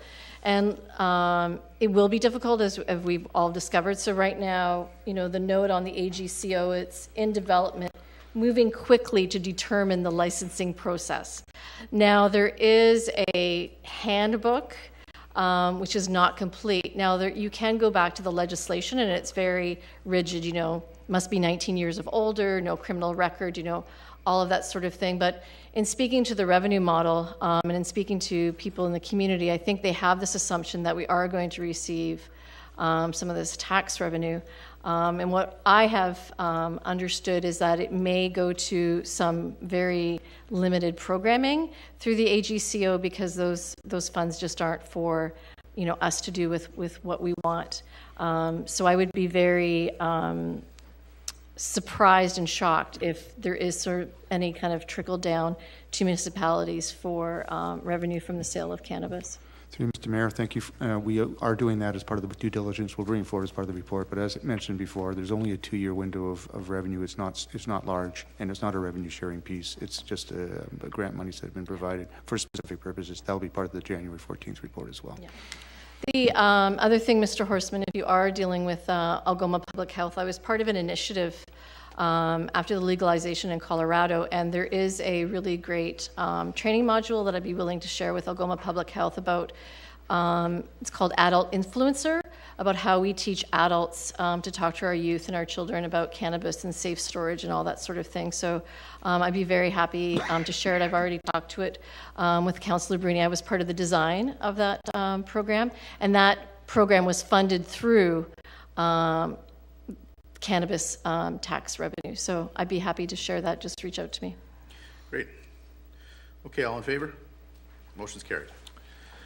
Motion by Councillors Christian and Hollingsworth. Whereas City High School senior football champions, the Cora Colts, defeated North Bay West Ferris Trojans en route to the 2018 NASA Championship. And whereas Cora's Colts defeated Orleans St. Peter's Knights by a score of 45-12 in the OFSA National Capital Bowl at TD Place Stadium in Ottawa on Tuesday, November 27, 2018. And whereas the Colts capped off their undefeated season as OFSA National Capital Bowl champions. Now therefore be it resolved that this council, on behalf of the City of Sault Ste. Marie, congratulates Coach Tom Annette and the National Capital Bowl champions Cora Colts on their victory. Councillor Christian. Very quickly, as a councillor, as a teacher at Cora, I felt it was important that my role as councillor, I should take the opportunity on behalf of the city to recognize their achievement. Very proud of the students and staff, and especially the coaching staff there. It's the first time that Cora has won an OFSA championship, so it's a milestone in the school's history. The students worked really, really hard. I can speak on behalf of Tom Annett, who, a young guy, very dedicated to his craft, to his profession. He spends all year coaching, and it's just nice to see that the hard work that he puts in and what he demands of his students has paid off. Yeah, certainly a tremendous accomplishment, and they didn't just win, they won very handily. Yes, and, I've coached football for several years, and I wasn't on the trip, but I watched the game on YouTube, and it's quite impressive. They played a very strong team, and they dominated them. That's great. Yeah. So all in favor? Carried. Our final motion in 8 is a motion by Councillors Shoemaker and Nero. Whereas the City of Sault Ste. Marie has been pushing for a legislative change to the Labor Relations Act since it was designated as a construction employer in 1987. And whereas the city recently agreed to implement internal procedural changes to attempt to challenge the construction employer designation in the future. And whereas the internal procedural changes would have cost the city hundreds of thousands of dollars in time and expense with an uncertain result. And whereas on December 6, 2018, the provincial government introduced the Restoring Ontario's Competitiveness Act 2018, which, among other things, changes the Labor Relations Act to remove municipalities from the definition of construction employers. And whereas such a legislative change could save the city of Sault Ste. Marie anywhere from 3 to 30% on infrastructure projects, which would translate into millions of dollars in savings. Now therefore be it resolved that the city of Sault Ste. Marie voice its support for the amendments to the Labor Relations Act to ensure municipalities are not defined as construction employers and encourage all members. My apologies, an email has popped up blocking my view of and encourage all members of the legislature to support its passage. Okay, Councillor Shoemaker. Thank you, Mr. Mayor. In the last term of council, we brought 4 resolutions on this very issue. So the first one was to see whether or not the decision in the Essex County, in the Essex School Board Construction Employer Challenge changed things for the city of Sault Ste. Marie. It said that there was the possibility that it changed things if we changed our practice with respect to accepting payment for certain jobs that we do. The second resolution was to study what we would have to do to change our practices, how much money we'd have to forego, and how long it would take for us to challenge our designation. The third motion was to implement those changes subject to budgetary approval in this coming year, which is, we've got the budget schedule on tonight's agenda, so timely change that they've made here, the provincial government. And the fourth one was to write a letter to our MPP and the Minister of Labour seeking the legislative change to the provisions of the Labour Relations Act, because we acknowledged throughout all those resolutions that the best and most efficient way to fix this broken system was to get the province to change the legislation. That was the only way we could be assured that we would be taken out of the construction employer designation. And I've said throughout, and I'll say it again tonight, this is not an issue of anti-union or pro-union. This is an issue of 2 provincial unions having a monopoly over city work to the exclusion of all other unionized and non-unionized businesses. So this is simply a matter of fairness in our tendering, and I'm thrilled, very, very thrilled to see the province step forward with this legislative change.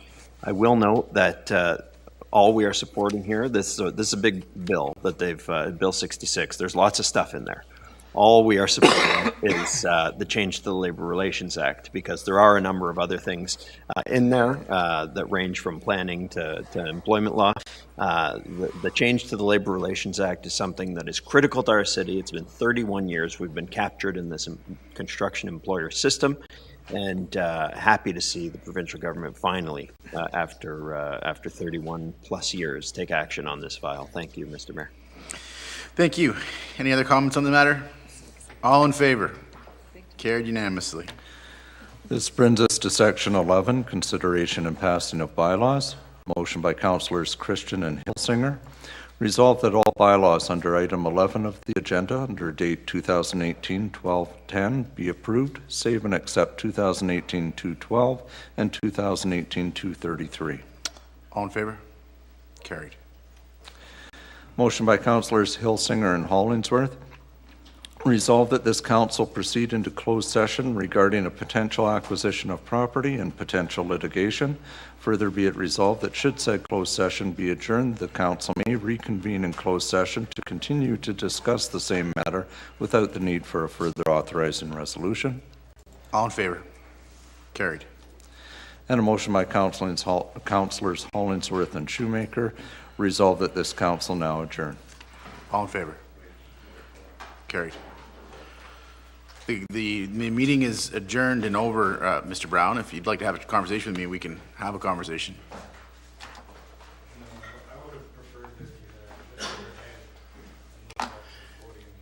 Sir, 100%. I did not realize you were there. I did not realize you were there. Maybe one of you was willing to put forward a reconsideration motion of the adjournment of the adjournment. The meeting's over. Oh, okay. No, I'm happy to talk to the media, though. Feel free to.